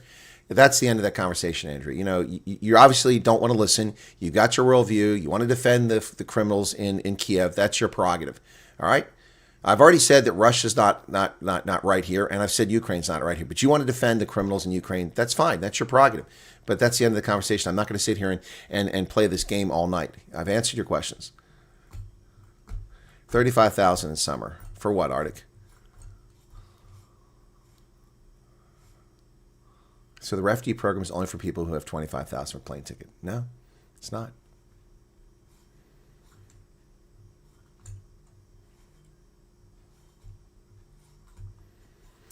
Ronel Henrico, dumb question. Which states will be the safest for better judgment to live in? It's an impossible question to answer.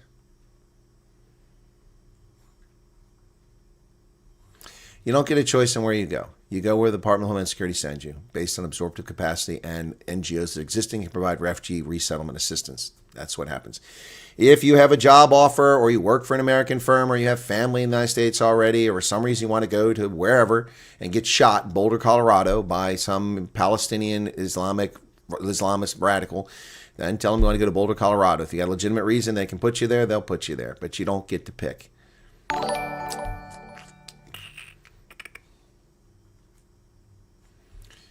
Loretta, did you give them your email address as well? One way, $900. There you go. One way, $900. There you go. That's cheap. $900. 17,000 Rand.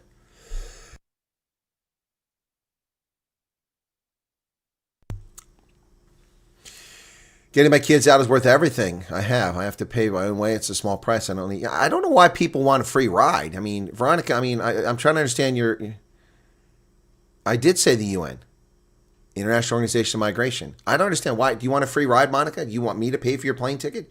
Do you think you have a right for me to pay for your plane ticket? I'm not trying to be argumentative. I'm asking what your point is here. Do you think the refugees that came over from all these other places got a free ride? No, they had to pay their plane tickets back.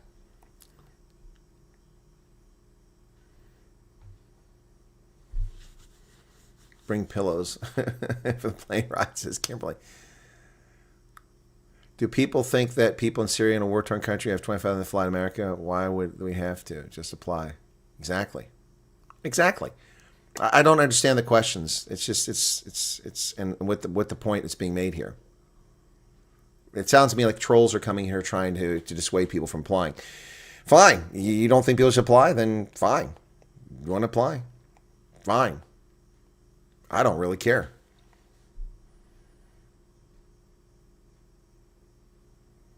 Hey, Sandra, what's going on?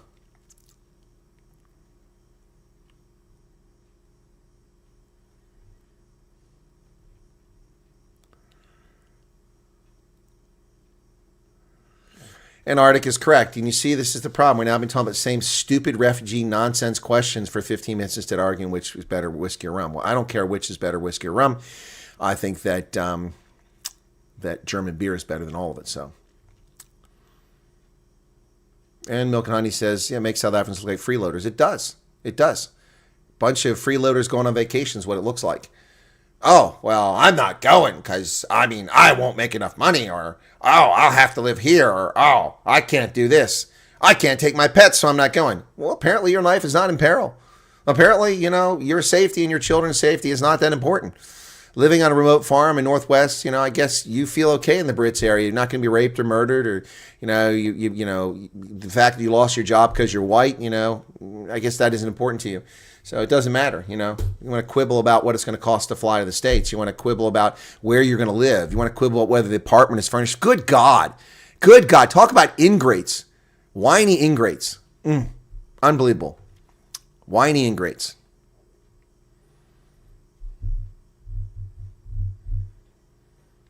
Exactly, Steampunk. If Veronica bothered to watch the videos I made, which I've alluded to earlier, then she would have known that answer from February 10th. Arctic was the one suggested I make the 14 most commonly asked refugee questions. Then I made the other videos of my own volition. Yeah, all that stuff is addressed. And Natasha says no one cares. Rum is better, hands down, says Martin.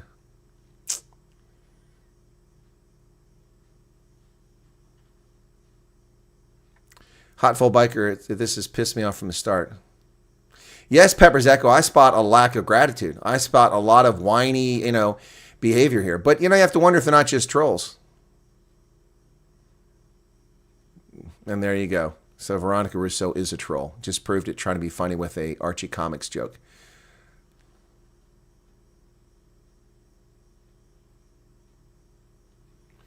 Well, Vihan, you're saying the questions of refugee groups on Facebook are ridiculous. Which state should I choose if it has a bike? It's because they're assholes. They're not real people. These are leftists, hate wankers, white leftists and black supremacists who are trying to rubbish all this stuff. And just like the trolls coming here tonight, you can't take them seriously. They're not for real.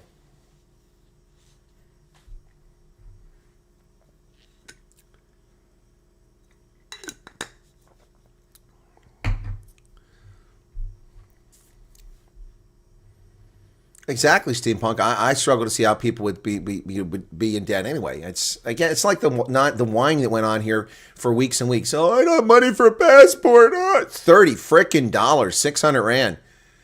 Boy, that my empathy for that just wore out a long time ago. But I have no money. Really? You can't stand on a street corner and beg? Obviously, it's not important to you. You can't stand on a street corner. White people stand on street corners in Pretoria and beg for money. You can't do that? To get out? Nah, stop.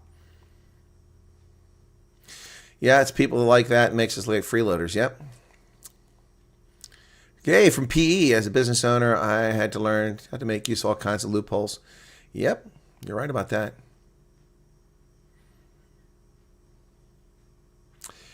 Ian Moon asked a question last night. I think I skipped it last night, Ian, because I pretty much skipped a lot of those questions last night. So, no, I don't know where they're being interviewed at. Again, if I ran the program, they would be interviewing at Uppington, in Nelspruit, in Joburg, Pretoria, PE, Durban, Cape Town. Maybe, but as far as I know, they're just doing Pretoria, which leads to the next question. Well, that's not fair. Well, too bad. Too bad. It's not important to you then. That's my sympathies wearing thin. I know people who paid to fly up to Pretoria for their interview in the first batch, and they didn't come over. So they're still in South Africa. No, just let them stay in the chat. Let them stay in the chat. It's fine.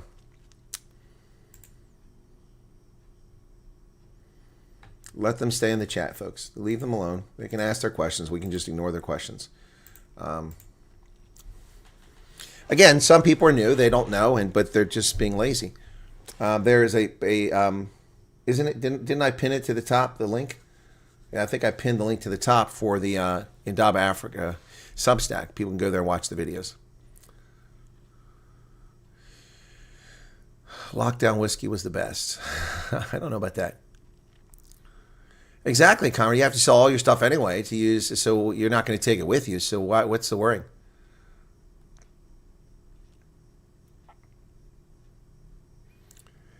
Arctic says, I know people drove 9 hours just to meet you. Arctic, I know people who drove from Richards Bay to Uppington to meet me. That was insane. When I was with the Sightlanders in Uppington, they drove all the way up there to see me in Uppington. That was so incredible. And I know people that drove from Piketberg all the way down to Gordons Bay to see me. Yep. Veronica, stop the whining. Stop the whining. I answered your question. Now you're going to whine. This is why, if you don't like it and insulted, you've not been insulted. You're insulting my intelligence. I've answered your question. Stop whining. My wife and I just want to get to the U.S. and start work immediately since we are not freeloaders. Road Captain Kev, welcome to you. Peter says, thank you for your assistance. You're welcome. That's just because they got lost. Arctic, you're being funny. If you leave at the end of the month, you should have some money to tide you over. Wow, when I came to America, I slept in a sleeping bag on the floor of a post office mailbox lie with one pair of socks, 2 pairs of underwear, and $190 in my wallet. Wow, Bloodcup, wow. Has the SEAL gotten his refugee status? Yeah, no, the SEAL. I can't update you on the SEAL. They're very close-lipped about the elephant seal from Gordons Bay. I had on good authority that he was going to be in Charleston at a FEMA aquarium, but no updates on that. I think they might have taken him to Baltimore to the National Aquarium.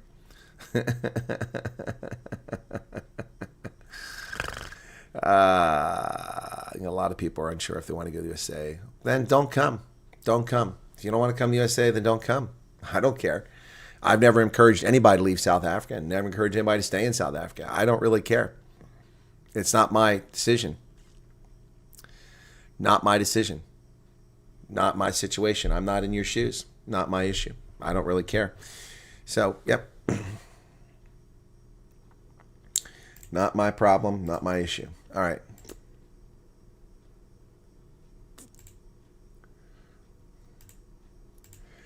So veterans are angry with the Veterans Administration here in the United States, saying that they got screwed. And they make a good point here, but I'm going to talk about this story.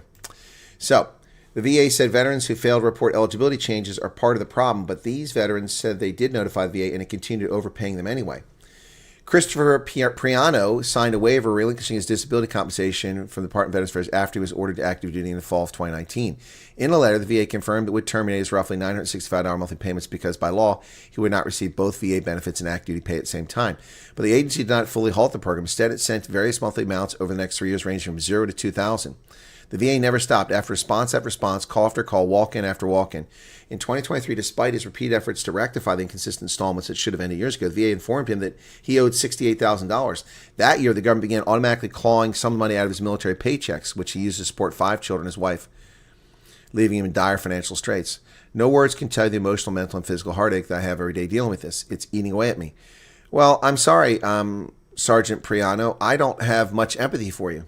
I really don't have much empathy for you, Sergeant Priano. You got the money from the VA. Why didn't you leave it in the Why didn't you leave it in the bank? Why didn't you knew you weren't entitled to it? You said you tried to tell them to stop. Then why didn't you just separate it and leave it? It wasn't your money. It's not taxable, so you don't have to worry about having to pay the tax. The VA money that you weren't entitled to, and I know this because when I was about to be ordered back to active duty 2 years ago, my VA medical payments would have stopped. You don't get VA medical payments when you're on active duty. So that check that I got every month would have stopped. If I had received that check and gone back on active duty, that money would have been kept in a savings account. So why did you spend the money? I empathize with him. He shouldn't have been paid this money. He made a good faith effort to stop it. But to cry that he owes the money now, why didn't you just keep the money in the bank? I mean, this is irresponsible on Sergeant Priano's part. Simply irresponsible. Priano and 2 other veterans told NBC News they did notify the VA anytime, yet records show the agency continued overpaying them for months before asking for the money back. Okay. Okay. The long delayed adjustments, which can cause veterans to incur life-changing debts, may indicate another operational shortfall at the VA. The VA overpaid $5.1 billion disability compensation in 2021 to 2024. It's not the veteran's fault. It's the system that's failing. Yeah, but if the veteran receives the money and doesn't put it aside and then spends the money, it is their fault. It is your fault. Simple as that.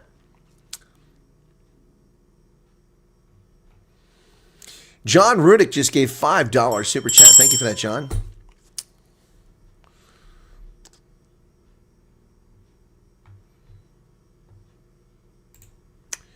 The White House is deporting people to third countries. Why? Ngoc Pan was preparing for her husband to be deported to Vietnam. The 40-year-old this spring had gathered luggage with clothes and a cell phone at her home south of Seattle. Her husband was filling out paperwork and travel documents. Family abroad was preparing to greet him at the airport. In a few years, she would join him and start a brand new life together. Everything was done up to this point. My communication with his officer, him filling his declaration form, providing names, people to pick him up at the airport. There's no indication he was going to be sent anywhere else except Vietnam. The deportation itself did not come as a surprise. Her husband, Thun Tan Pham, had been serving a 25-year prison sentence for first-degree murder and second-degree assault in 2000 after firing a gun that struck a bystander during what was labeled a gang-related dispute. He was a green card holder whose lawful permanent residency was revoked during the sentence in 2009. He never walked free. ICE officers picked him up from the Coyote Ridge Correction Center and immediately put him in deportation proceedings.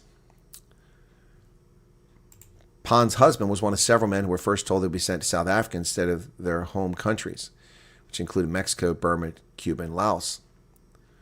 Now they're going to South Sudan.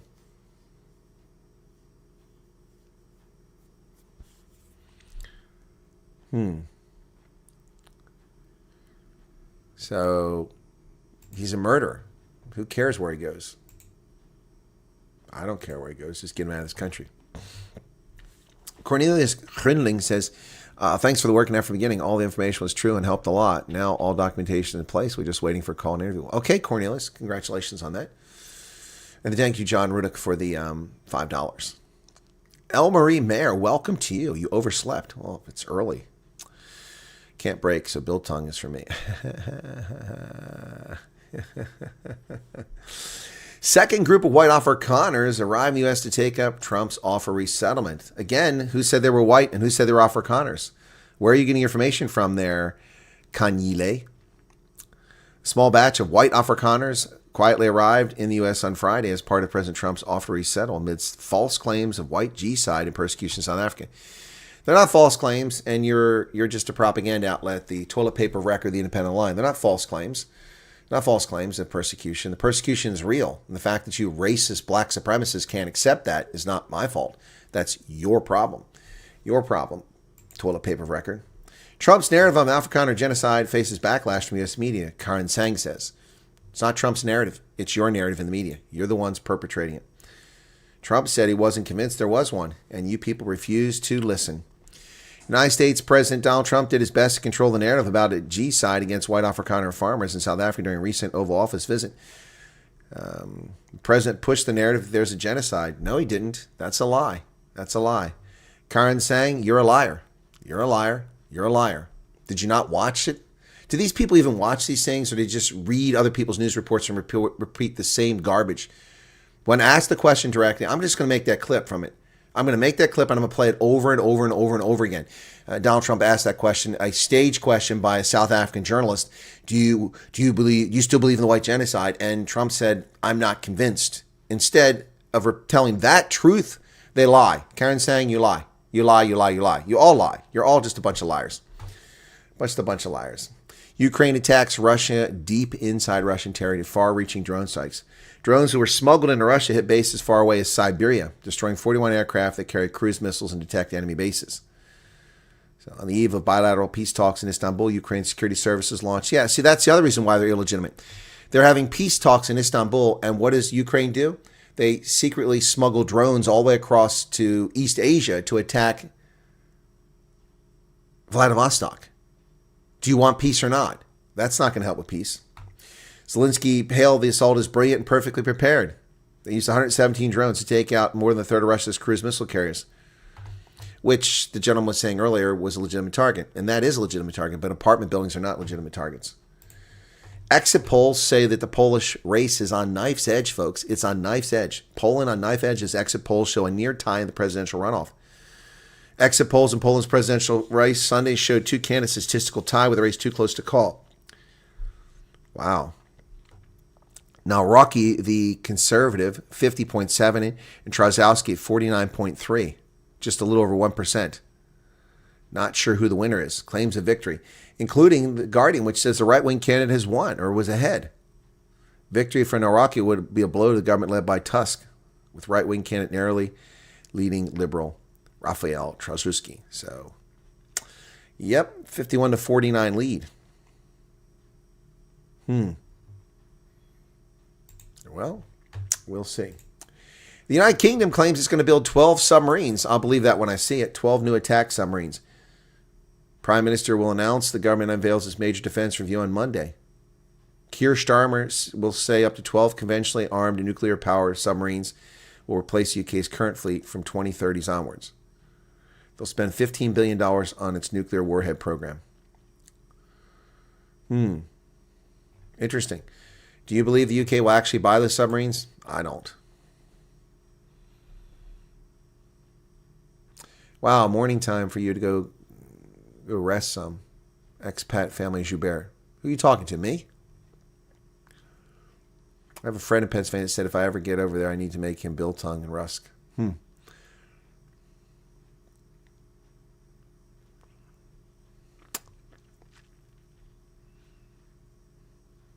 My wife was raped, attacked with a brick, and gang raped. I was shot 4 times. I don't care where we go as long as we get out. Oh, God. Arctic says, I'd be pissed if ICE sent me to South Africa instead of Vietnam. Yeah, I gotcha. It's ironic there's so much now going on with the genocide. Yeah, it makes one think where there's smoke. Exactly. No, what's ironic, Charles, is that the media and politicians are the one that keep saying it. And they keep attributing to AfriForum, to Solidarity, to Answer Roots, to Donald Trump, who aren't saying it. They aren't saying it. Frequently asked question page would help answer newbies. Well, Anthony Clark, suggestion, look at the pinned message at the top of the chat and click on that. That's essentially a frequently asked question page. 47 videos that I've produced specifically related to these questions. There's the suggestion. Thank you for the suggestion, Anthony. But there's a link at the top of the chat. It's pinned there. indabaafrica.substack.com. And I went through that earlier in the broadcast and showed people where the videos are and even explained some of the videos. It's there. It's essentially, I'm not going to sit around and spend 15 hours typing up answers to questions because people are too lazy to watch my videos. This is a video platform, not a publication platform. I've written about these things. So, thank you for the suggestion, Anthony, but my suggestion is people stop being lazy and watch the videos. And if they don't watch the videos, then they just don't know. They can, it's not too much to ask, but thank you for the suggestion. I appreciate that. Anthony, thank you. Sorry. Yes, your reporters can be classified as low information readers. Yep.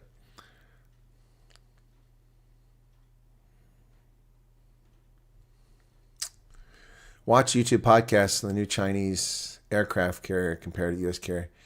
I haven't seen that. When will the ICJ's verdict on genocide and what happens if Israel found guilty? Well, nothing will happen to Israel found guilty. The ICJ has no authority over them to make them do anything.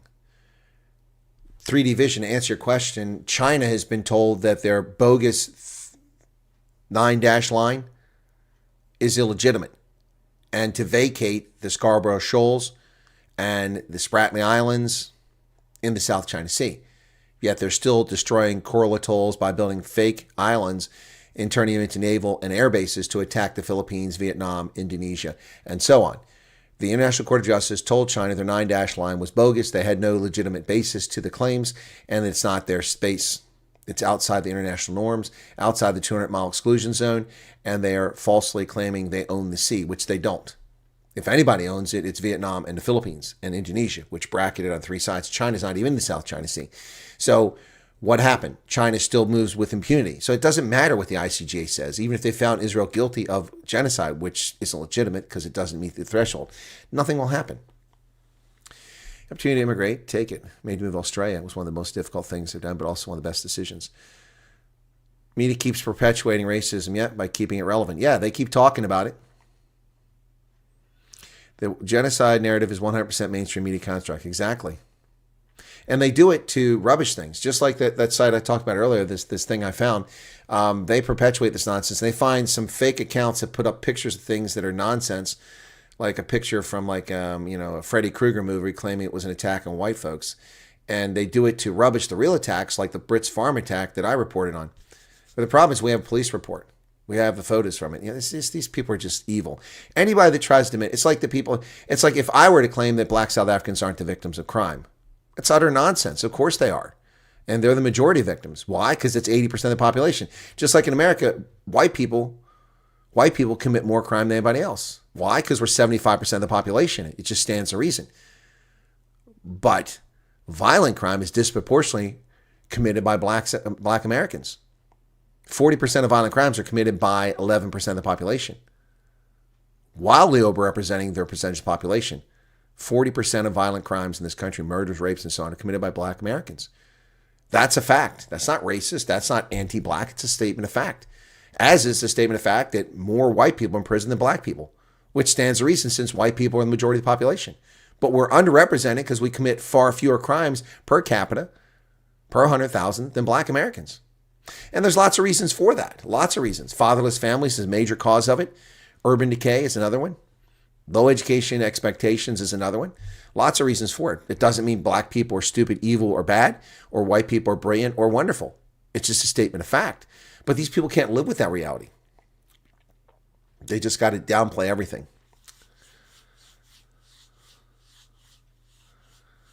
They haven't heard about the new coronavirus in China. Of course, boiling frog, because it's being covered up by the Chinese government. The, what is it, NB181 or whatever it's called, something.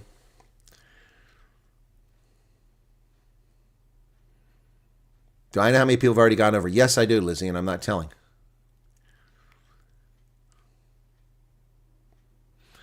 No, he must have done the dog skit after I left the program. Ronaldo's pushing his luck.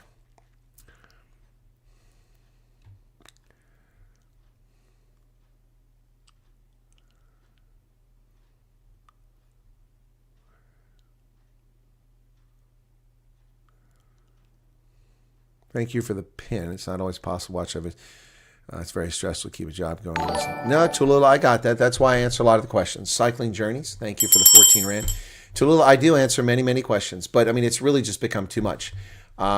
It's really become too much, and it's really pissing off my regular viewers. So I have to find a way to balance things.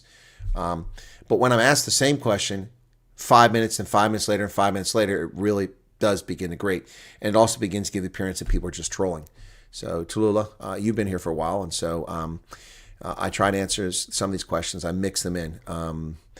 It was suggested I do a weekly refugee question answer session. I tried that. It didn't work. I did it, and then people still were rude and came in.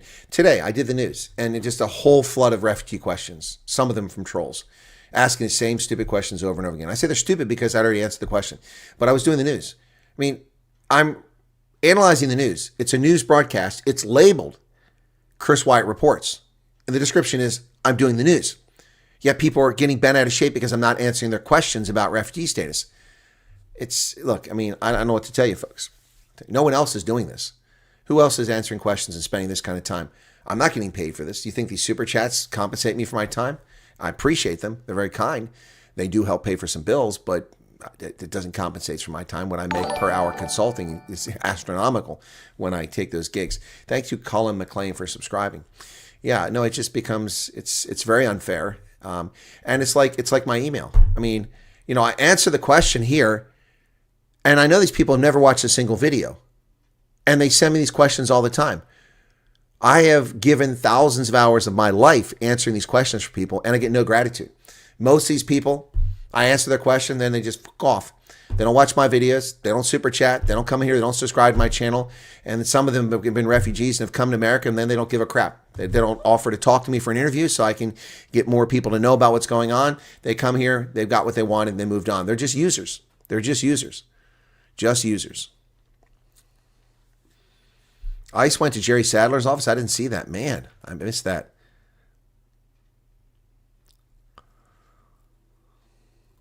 What is the point of the ICJ if countries can just ignore it with impunity? I don't understand why the U.S. is making such a big deal about South Israel. The United States is not making a big deal. It's 3D vision. What are you talking about? The United States is not making a big deal. Tell me where the United States is making a big deal. Who made a big deal about it? Pam Bondi? Nope. Donald Trump? Nope. He's answered questions. He didn't get out and make a big deal. He's not called out. Never did. South African media and South African politicians are the ones making a big deal about it. Trump mentioned in his executive order. That's it. No one's making a big deal about it. 3D vision, I don't know where you get this stuff from. The USA is not making a big deal about it. You're making a big deal about it. Just like the genocide nonsense. You're making a big deal about it. We're not. And you don't understand the ICJ. It's a voluntary organization. I've already covered this story 1,000 times too. Long before the refugee program came along, because I've talked about the ICJ in the past.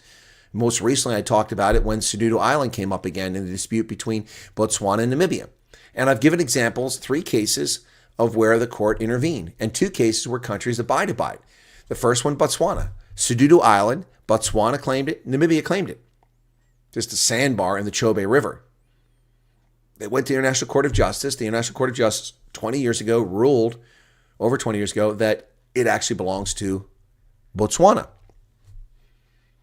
And both countries have abided by that. Although the fishermen from the Caprivi Zipfel go across and illegally fish there, and they got killed in altercation. And the Namibians lost their mind.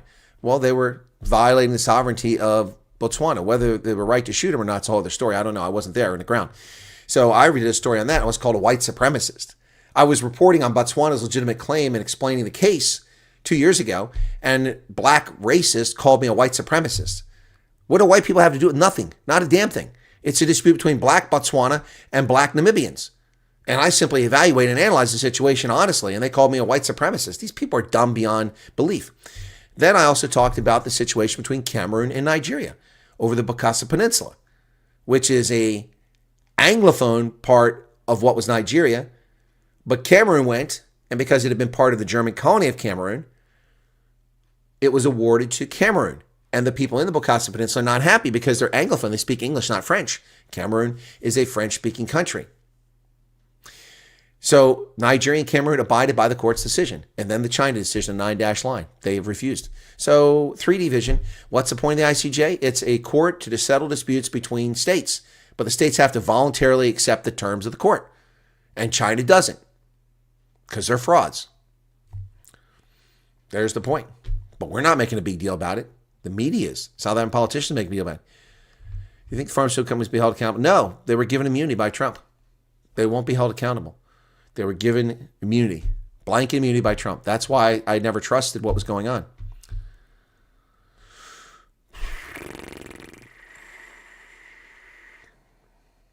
My moderator payments don't even cover the whiskey I drink.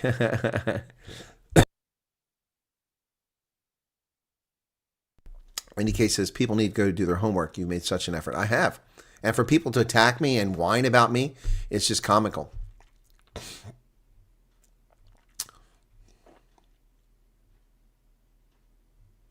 Irene said, that's sad to hear. Okay, I'm behind. I'm not sure what we're talking about there. A scrolling text bar referencing the Substack would be handy.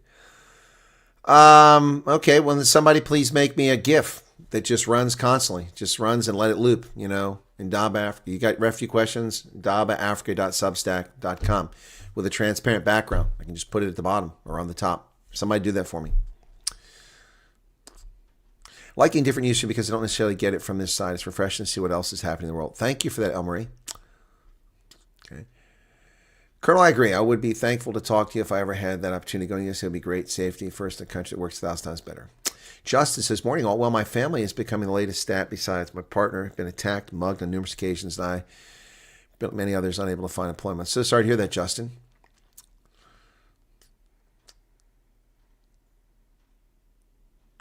Holden Caulfield has been here forever. So what question is Holden asking now? I missed that. Oh, okay. So I'm at the scrolling taskbar. Okay. The USA isn't making a big deal about South Africa or Israel or Ukraine. Trump is basically, stance is basically, you lot think you know better. Well, go sort your shit. Yeah, exactly. That's the bottom line. Odin's Viking says, sad what we've become. The white liberals in South Africa are the bottom of the barrel, just sickening. They are. Leslie says, I enjoy the way you analyze the news, and for those of us that do, it becomes irritating to hear the same questions not at all pertaining to news. Yeah, exactly. What's happening on the moon? Well, the Chinese are trying to take it over.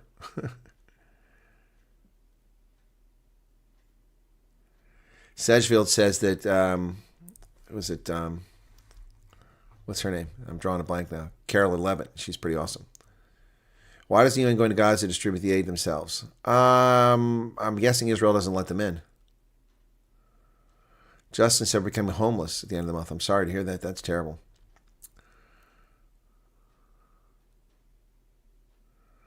Right, Xavier. Israel is just one of the plethora of policy decisions by the African National Congress the USA finds unacceptable. And I've run through that.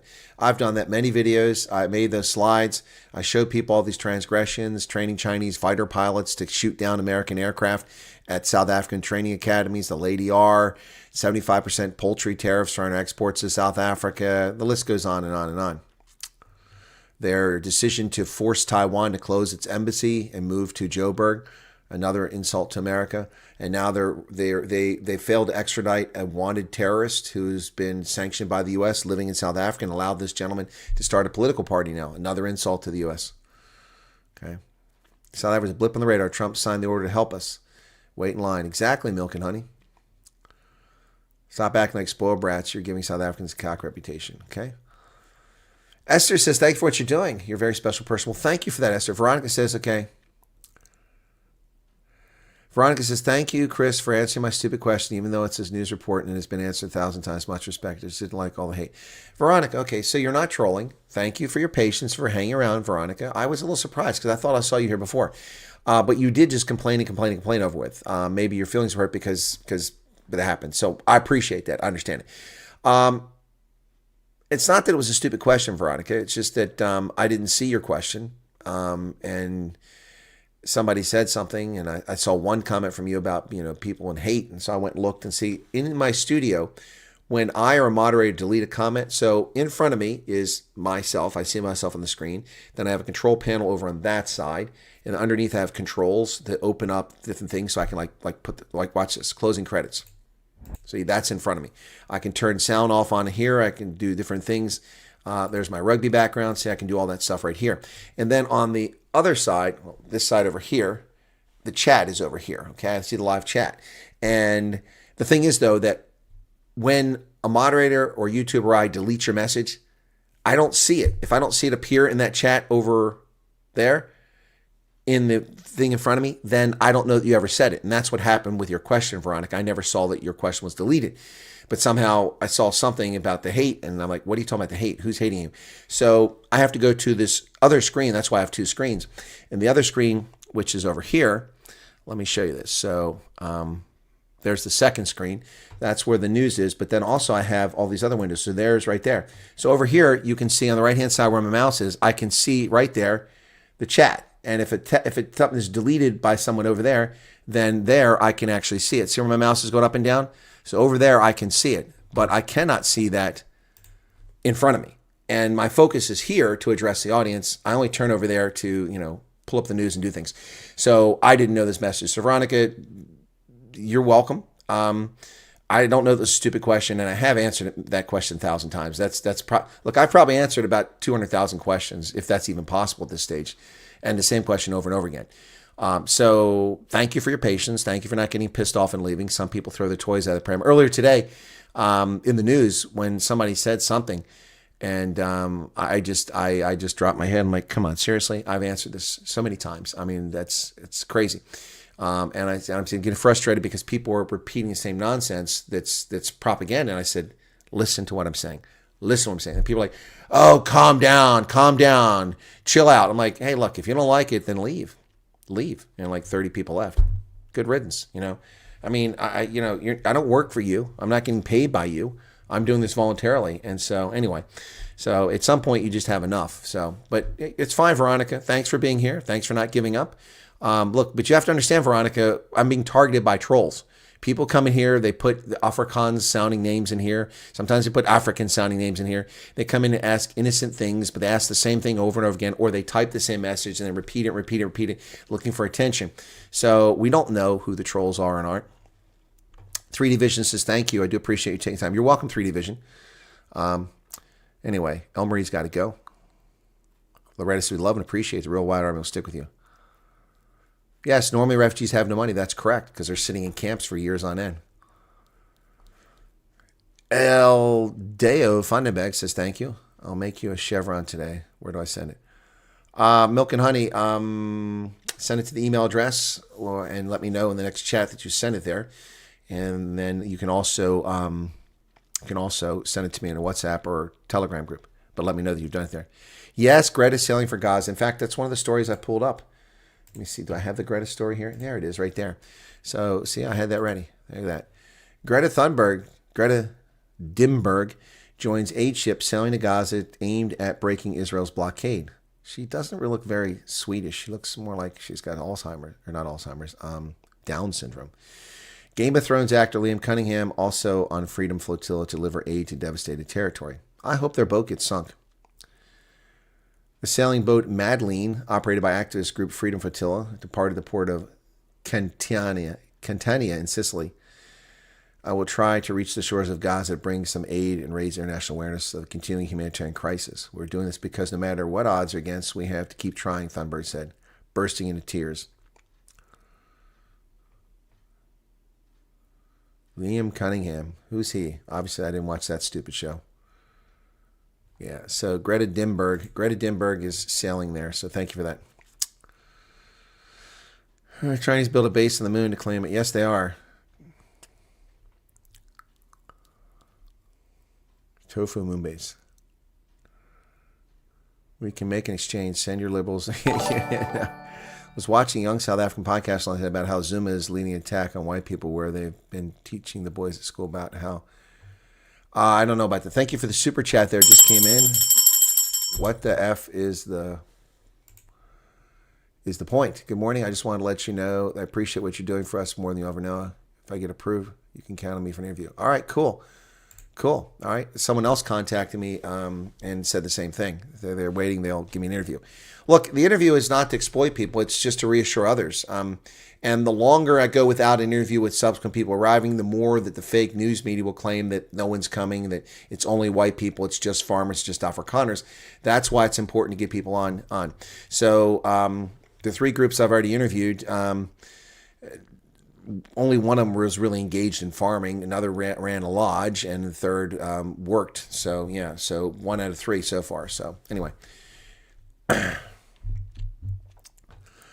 I don't miss working with Streamlabs. Appreciate the effort, Chris. Yeah, Streamlabs, Dusty. It had some problems. It got better. I don't like OBS. Streamlabs. Yeah, I just wish that for what I paid, they let me multi-stream. That's kind of annoying. I don't get multi-streaming from it. That way I can put it on lots of platforms. Shannon says, you teach yourself all these tech tricks. Very impressive. You've always been on top of stuff. Well, Shannon, Conrad Ferrer. See, a lot of people make assumptions. Not you. No one here. But a lot of people make assumptions about people. So first off, people look at me and go, oh, it's an old topic. No, I'm a pioneer. I have been working with computers. Thank you for the super chat, 35 Rand. I have been a pioneer in computers and IT. I've been messing with computers since the early 1980s. I originally used IBM in the late 70s, IBM data punch cards, those cards. It used to feed in, that was the instructions. They had the holes punched in, that's how the computer read the instructions. Did that as a kid. And then actually played with computers seriously for the first time in high school with Commodore CBMs and PETs. And those, I loaded up the operating system with a cassette tape. You had to take cassette tape, load it up, wait for the instructions to load. That was how you load up, because it had RAM, but it had no storage capacity. And so I used to play a game called Santa Pravia in there. And so that's when I started with computers. I used to build computers. In the 1990s, I built PCs, bought motherboards, bought all the parts, made PCs, installed operating systems, and used them. And repaired PCs. And then I also was among the first people to use HTML tags to develop web pages after the internet became graphics based, after Tim Berners-Lee and the others came up with HTML. And after Mosaic was first developed, the first graphical browser at the University of Illinois Carbondale. So that, Anyway, by, what's his name there? Drawing a blank right now. And he worked with Jim Clark on from Silicon Graphics to start Netscape. Anyway, Mark, what's his name? Anyway, but I've been with computers for a long time. I've been an early adopter of technology. So yes, I taught myself pretty much all this stuff. The only thing I'm really taught myself is, and put time in it, is to use my Stream Deck, which I've had here plugged in forever. It's just running power. I never set up to use the buttons. I need to do that. So yeah, anyway, but I have Stream Deck here. So anyway, Rakes, welcome to you. So yes, Shannon, I pretty much taught myself this stuff. A few tips you get from people here and there, but most of it I taught myself. Good morning. I just wanted to let you know I appreciate what you're doing for us more than you ever know. Okay, thank you. Oh, you did that, plus you did a super chat. Thank you. Not a happy camper's back. Charles says, yes, I have a warped sense of humor. Just lurking. The hairpiece wig sales are going to drop tremendously in South Africa. They have to wear a burqa. Thunberg is just useful idiot, literally. How do these people become so influential at such a young age? Reminds me of little Peter Creel guy. Or Jack Markowitz. Remember him, flash in the pan for the EFF? Shannon says, very cool. Thank you for sharing. It's my pleasure. 386. Yeah, well, it was 8086. 8086. Not an 8286, not an 8386, not a Pentium. Back in the day. Yep. Real pioneer. Do you still have the OC wagon in the backyard? No, I don't. Started on Commodore 64. I remember Commodore 64. I also remember TRS 80s, Trash 80s from Tandy Radio Shack. Just ignorant because you've done so many other things. And thank you. You're not ignorant. You just didn't know that. No, Shannon. That's why I said not you guys. But I mean, look, I'm also an energy industry analyst. I know about petroleum. I know about natural gas. I know about alternative forms of energy. I've written about it. I've lectured on it. I've talked about it. I've researched. I've written on it. I know about humanitarian law. I know about peacekeeping. I know about HIV, intensely about HIV. I know about agriculture. I've been a farmer. I have done so many things. I never stop learning. Just a sponge. I'm constantly learning. Now I just finished that book on Midway, and now I'm reading this about mosquitoes. And I read from this last night, a passage in here about how the Bantu-speaking peoples basically were able to conquer the hunter-gatherers like the Pygmies and the Khoi and San because they had immunity to mosquitoes, some degree of immunity. So, I'm always learning. I'm always trying to pick up new things. So, I wasn't born with rugby, but I know all about rugby because I embraced it and took it on. What good is a court of justice if corrupt politicians get to pick its advocates? Good point. South Africa's justice system is corrupt. I agree. Ghislaine Maxwell's sister is also an internet pioneer. I didn't know that. Rake says I'm younger than you. Okay. Stream Deck is amazing. Yeah, if you use it. It's been sitting here unused for ages. It's sitting right there. Right there. Strong coffee, please, for the Colonel and me. It's a Blue Monday today, but tomorrow is Tuesday. I'm sorry it's a Blue Monday, Francois. Wonder what that's about. Playing Lords of Midnight on ZX Spectrum. Wow. Loaded cassette. So you're with me there. Cool. Okay. Punch cards. Now you're showing your age. Yeah. Well, I was a kid, so. Nazis use kids to perpetuate the propaganda like Greta. Exactly, Natasha. T says, I'm a superb human being. Well, thank you. You're very kind.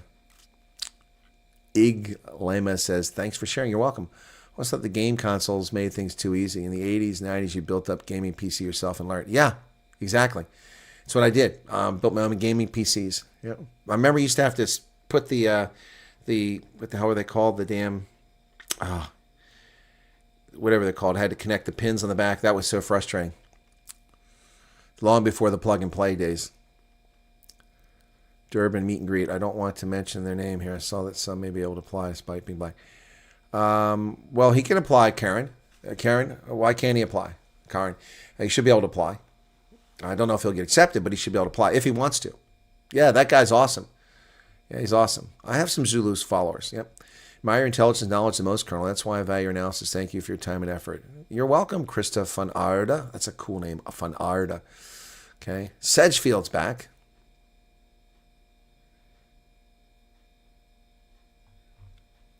You even know about car guards. Of course I know about car guards, Rhino. I always tip car guards. I always tip petrol station attendants, too. And I'm generous with the tips. Yep. Simi applies just like all of us. Yep. Wish I had the pic taken of us in Bolito. Who took it? Is she based in Bolito? Leslie Ann Moon. I have the pictures of Bolito. So I'm not sure. You'd have to just... they're not on this computer, though, because I have a storage issue here. So they're on my laptop. I took them off my phone because I was out of store. I was down to 60 gigabytes from half a terabyte.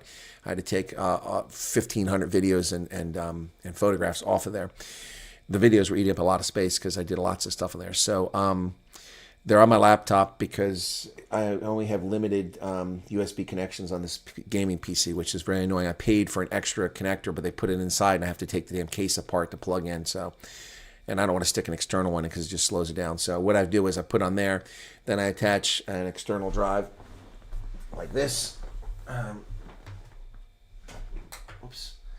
Like this bad boy here, which is like 4 terabytes, and then I plug that in the laptop and I load up, and then I can plug it in here. But I haven't done that. I've been so busy the 2 weeks I've been back. So I think this one's 4 terabytes. Let me see. Double check. It doesn't say. It doesn't say, but I think it's 4 terabytes. This one here, yeah. So this one's pretty empty, so I'll be able to put stuff on that. And then I also have these. This one's a terabyte. I have a 2 terabyte one. These are pretty cool. I used to carry these around. Can't find the 2 terabyte one right now. It's somewhere. And then also have this one here, which is another one. This is pretty big here, crucial. So thank you, Rhino Girl, for the dinar donation there. This one is 2 terabytes portable SSD. So yeah, these are pretty awesome. That's from Crucial Memory. So this is a way to store things. The problem is that you can get a bigger one, like one of those big storage ones, and like use this as a server and put like 16 terabytes on there. But the more you put on there with Windows, the slower it is. So that's why I keep these things like that. But I've got to. So the Bolito photos, you just come back, Leslie Ann Moon, ask me about it again. I'll try tomorrow if I have time to put them on one of these drives, and then I can just plug it in here and pull it up and send it to you. Devin Berman says, after the Afrikaners will come the Jews, I may join you then. Well, Devin Berman, this isn't for Afrikaners. See, you're believing the fake news. The refugee program is not for Afrikaners. It's not for farmers, not for white people. That's a lie. It's always been a lie, and I analyzed it correctly. I said it's likely going to include racial minorities, ethnic minorities, and that's exactly what the program is for. So, yep, you want to come, come.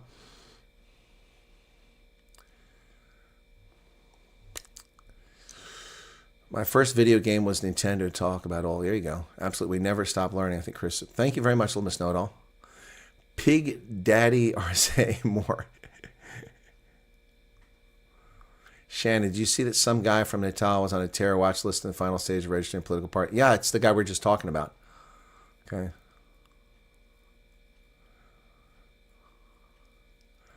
Trudy, I don't know why you're waiting. Just do it if you're interested. Functions by radar. Okay. Vida, morning to you. Pins on the back, HCD jumpers. That's what I was trying to say. Jumpers. Yeah, always hated those. Yeah, master slave. Oh, that was so stupid.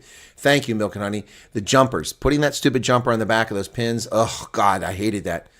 Master slave settings, if I understood it correctly, Colonel. That's exactly right. Boy, do I not miss the pre-play. Yeah, exactly. Started as a kid playing 286, now an IT manager. There you go, JP Nadia. That's exactly what I'm talking about. I'm talking about the jumpers on the master and slave. That was, oh, God, such a pain in the butt. Such a pain in the butt. And then back then, the RAM would change all the time. Change so frequently, it would just change different types of RAMs. Crazy. Can you take a PC on an airplane? You can. I don't know how you're going to do it. But my recommendation is the following. If you have a computer and you're moving abroad somewhere, just remove the hard drive. Leave the computer behind and buy a new computer. And then copy all your files and get over. Just take the hard drive with you. I do game, Devin. In fact, I played some games recently for the first time in ages. What was I playing? I was playing Total War Medieval to the Definitive Edition. I was playing that, and I played Poland, which is not a winning strategy. But I played Poland the other day. I haven't played in ages. I was trying to take a break because I was recovering. The calmer you are, the clearer you think. Let your decisions come from a place of peace, not reaction. Wanted to share this today. Thank you, Rhino Girl. Okay. Chris, you are our General Delarey. Well, some people have called me the 21st century Emily Hobbs. Or what's her name? Emily Hobbs? Hobbs. Anyway, thank you so much for that super chat that just came through. Set our own private network for the farm security because the quotes were unaffordable. Oh, gotcha. Road Captain says, have a good sleep. Hendrik Bossoff just subscribed. It must be another Hendrik Bossoff. We heard someone describe that. Your broad spectrum knowledge is what keeps me glued to your channel. I can listen to your live stories. Well, Loretta, thank you. In fact, I need to get back to the video that I promised to make. I put together this stuff. Well, $100 super chat from Colin McLean, ex-roadie and ex-South African, 31 years. Thank you for your efforts for helping out my country, folks. You're very welcome, Colin. You'd probably appreciate that every November I was doing Rhodesia Day and talking about it. Yep. So, what a time it was. Yeah. All good things, yes, what a time it was. When all the world against us. And everything we did seemed wrong. Anyway, no, I'm trying to find, relocate if you've been arrested for cannabis possession. I still do asthma. Yeah, arrested for cannabis, what, in the United States? Did you commit the crime here? That could have an impact, so. That's what I was trying to show, the broad spectrum knowledge. So I have here on my desktop a whole folder of all this stuff that I'm going to use. Here it is. See all those files? All those files. This is for the Götzen, which is a story that I'm trying to work on. That's the German ship that's still floating from World War I. East African, the SS Götzen. Yeah, so that's the story. I put that all together to talk about that ship. It's over 100 years old, still flying around. Now it's known as the MV Limba. Anyway, yeah, put it all together. Here's a picture of it more recently. Still being used, the German ship. This was the German East Africa Corps used this. The Limba. Still floating. Over 100 years later. Anyway, it's in dry dock now being serviced for the first time in decades. But I'm still working on that story. I've done a lot of research on it to make sure that I get it correct. I know the story, but I just want to make sure I get it correct for the thing. So, yeah, anyway. I bought my first PC when I was 9. That's pretty cool. Hey, Mike, what's going on? Nick, I take photos on plane all the time, just the people. Oh, I take, yeah, photos on plane too. I got a lot of photos from outside. In fact, that one picture I have of Cape Town at night, that's from me flying into Cape Town, where there's a whole bunch of load shedding in the northern suburbs. Inside or entire, I don't know that one. If there's ever a chance, okay. And then, so thank you, Colin McLean, for the $100 super chat. That's really awesome. Thanks, man. I wasn't expecting that. You're getting June off to a good start, man. Lost the number of the lady who took a picture of you and me in Durban, picking me sitting opposite you. Is there any way we can, yeah, Karen, we can figure it out. 16-year-old young daughter's father isn't interested in leaving and doesn't want me taking our daughter away, and I don't want to leave her behind. Veronica, you're in a bind. You're in a tough spot. You're in a tough spot because his selfishness could lead to her death or misery. I'm sorry. You're going to have to try to convince him if you want to leave. League of Legends, I don't know it. No, the comments are here, Benjamin. The comments are here. I'm seeing the comments. Refresh your page. Redneck Rampage, I don't know it. Emily Hobhouse, I think the Sandef sunk her by mistake. Didn't know that. Charles. I enjoy playing Fallout series. Wow, that ship is impressive for age. Yeah, it is, Charles. So that's the story I've been working on for months, but I haven't touched it for a few months now because there's all this stuff with the refugee stuff and the news. Blarwood says, thank you for answering. The only reason to keep me from applying. I don't know. What's the only reason to keep me from applying? U.S. Constitution is still float. Well, yeah, Holden. So is the constellation, the Constitution, and the constellation. Yeah. Some towns, say what would make you think of Fallout. Okay. Ditto here. Fled 1980. Looks like Zim 2.0. Hey, Benjamin. So you're also from Zimbabwe. Okay.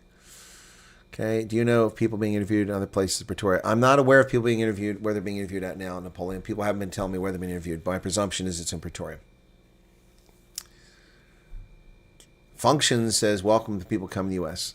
Thanks for advice. Just take the hard drive, Reno. Don't stress. You can remove the hard drive and you can plug it into another computer. Yeah, it's a piece of cake. Hard drive's easy. You can carry it in your bag. I mean, what is your computer? It's nice to have a big screen and nice microphones and peripherals and all that stuff. But what really matters is your data that's on the drive. Disassemble it and sell the computer without the hard drive. Maybe you can get something for the shell of the computer and all your peripherals, and then take your hard drive with you. So when I went to Liberia, I couldn't take my CS605 Pioneer speakers, which they're like a meter tall and they're huge. I bought them in 1985 and I still have them. They work great, but have to use monster cable to connect them. And you've got to plug them up to an amplifier. Amplifier is very heavy and it uses a lot of power. And so rather than take that and my speakers, so I had a sound system, plus it's something that could be stolen or damaged and shipment to Africa, and it all goes by air over there. Very expensive. I didn't pay for it. The government did.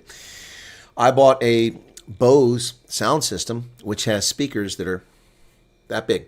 It's right there. That's what I use here. And they're incredible. And there's a little amplifier box down here that only weighs a little bit, and it's on the floor, and it's just incredible. And that's what I took to Liberia. And I had my laptop. I didn't take my PC. So the whole time I was in Liberia, I used my laptop. And when I would listen to music, I'd play MP3s, and I'd blare on there just as loud as my other speakers. And only weighed a few pounds. It was pretty incredible. Zwinkosi Khalela, welcome to you. Thank you for joining us.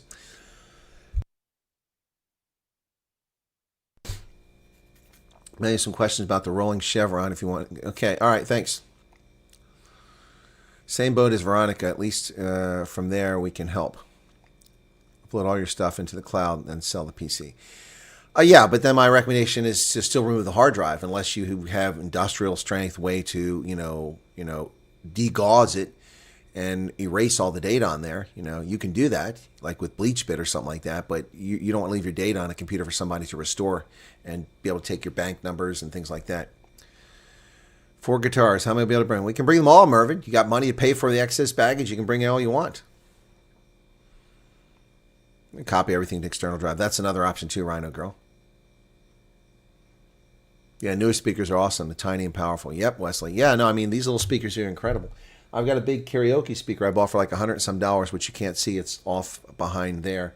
It's in the corner. I've never used it. It's awesome. But I don't karaoke. Start a cleaning service for us. Yeah, BleachBit. You remember that hard drive, motherboard, graphics card will fit in the bag. Yeah, well, I mean, that's okay. That's if you have an expensive graphics card, like I have an NVIDIA card that cost a fortune. I got a good deal on it, but it's like a $900, $1,200 graphics card. That's not what I paid for it. And when I had this machine custom built, I would pull that. I'd pull the RAM, I'd pull the hard drive, and I would pull the graphics card. Yep. Functions by radar. I still try. So if I say something to me, don't answer. Okay, no worries. Functions, we got you. Anyway.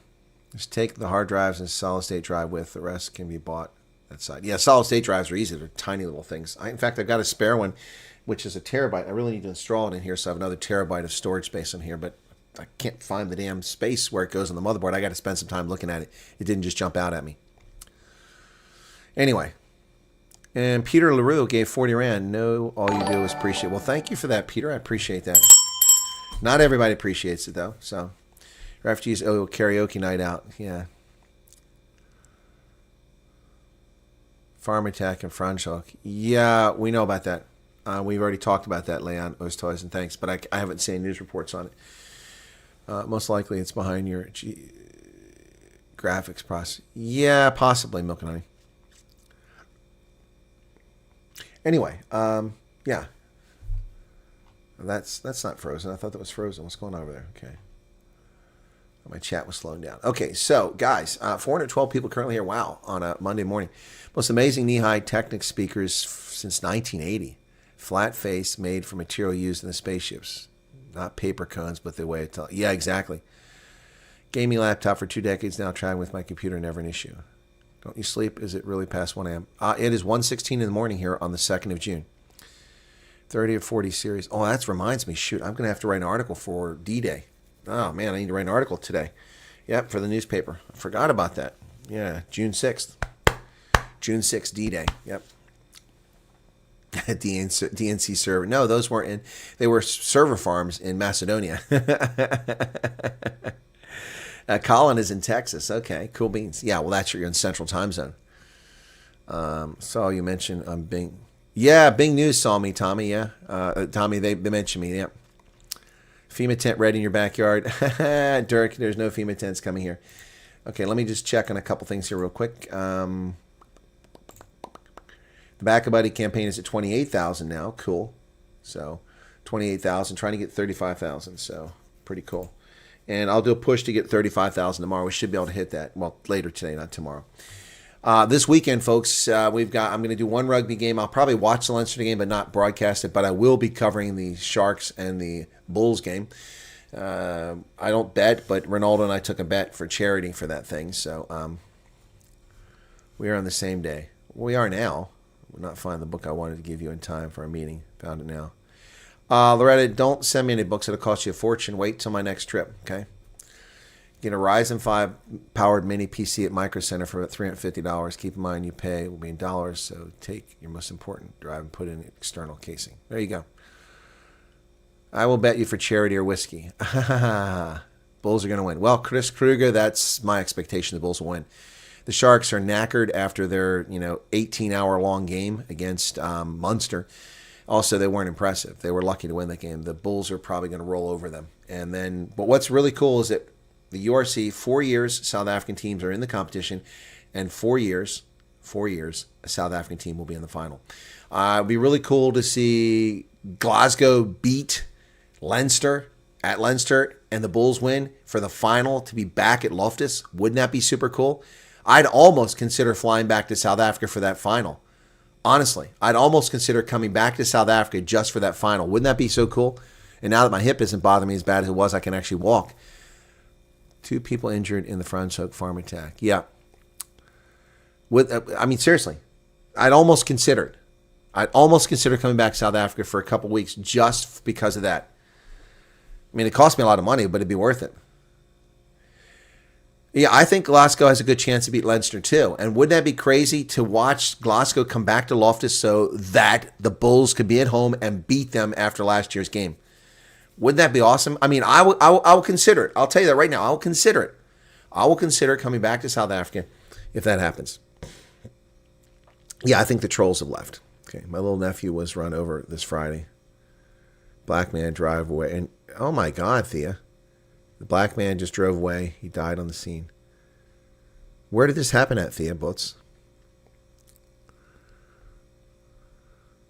Conrad, I think you're right. I think that Glasgow has a good chance. Laptop died when a curtain rail fell on it and cracked the screen. Yeah, the hard drive should be salvageable. Karen, the hard drive should be salvageable. I doubt the hard drive was damaged. The backup buddy for my flight. Just ask Rob Hersoff to pay for it. Come back, says Nicola. Well, if that happens, man, if Glasgow wins and the Bulls win, I will seriously consider coming back for that. You know, I have press credentials at Loftus. Yeah, I would consider it. I would consider it. Yep.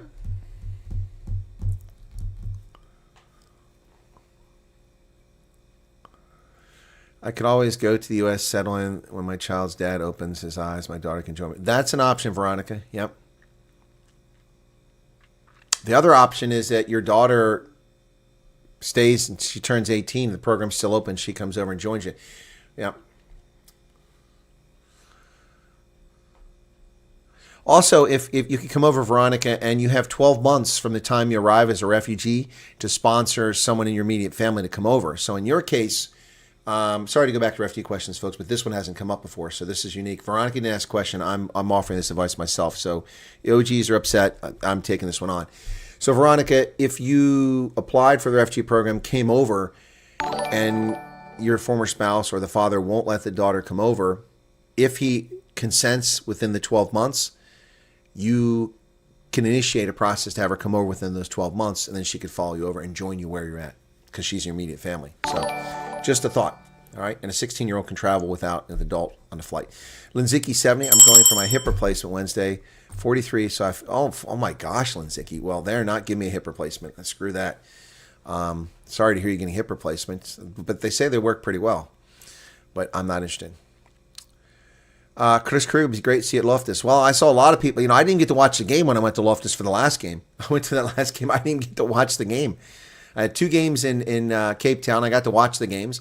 But the game at Loftus, I didn't get to watch it because everywhere I went, people saying hi to me.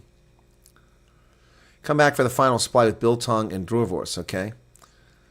Alex Richards, thanks for your great work. Thank you, Alex. What's your opinion of the evolution of the military load-bearing equipment moving forward in the 21st century? I don't really have an opinion on Holden. I haven't seen any evolution in military load-bearing equipment. I just know that load-bearing equipment I had sucked. Those damn clips on the back were very painful. Thea sends a soft hug. I'm so sorry. Oh, okay. That's function sending a hug. It's cold outside. My toes are freezing, says Vilma. Okay. Veronica says, thank you. You're welcome, Veronica. Yeah, so, I mean, that's an option. I'm not recommending you do it. I'm just suggesting that that's what you can do. No bet. What do you mean no bet? What's the bet, Arctic? I mean, I said the Bulls are going to win. Are you saying the Sharks are going to win? The finals on the 14th of June. The semifinals are this weekend, the 7th, and so in 5 days. So, and I'll be covering 1 game this weekend. So that's going to give me more time on the weekend to get some work done. Yep. So there you go. The final will be June 14th, and it'll be either in Leinster, in Loftus, or Durban. It's going to be in one of 3 locations. No, wait a second. Yeah. Because if the Sharks and Glasgow win, the Sharks were higher, so it'll be in Durban. If the Bulls and Glasgow win, it'll be at Loftus because they're higher. If Leinster wins, it's at Leinster. Yep. So there you go. Okay, the Pilchers have a chance. I don't know about that. We'll see. All right. Definitely Sharks going to win. You guys are drinking the wrong stuff. Lupus affects your joints. Yeah, that's true, Amanda. Sharks versus Glasgow in a Durban final. Charles is dreaming. I'm not coming to Durban. That I'm not going to come for. That one I'm not coming for. Loftus, yes. But I don't have press credentials at Kings Park. I don't even know the media guys down there. All right, guys. Anyway, so thanks, everybody. It's 1:24 in the morning. I've been at this for 2.5 hours almost. It's time for me to wrap up. I'll be on with the news at 6 p.m. South African time, noon Eastern Standard Time. And I stopped taking my antibiotics for the rosacea, and my face broke out badly. It's starting to get better now. I don't like taking antibiotics for a long term, so I stopped taking it when I was in South Africa. And when I got back here, it came back. So I'm starting to take something to get rid of it again because it's really painful. All right, you guys have a good night. Take care. Hey, Mike, you're still with me, man. You're here on the same time as me. Sent me a mail. Okay, thank you. Okay. You guys take care. Thanks for being here. Thanks, everybody. Appreciate it. Take care. I hope you like that new Trump song. That was pretty cool. I got to put some pictures to it. So, all right. Cheers.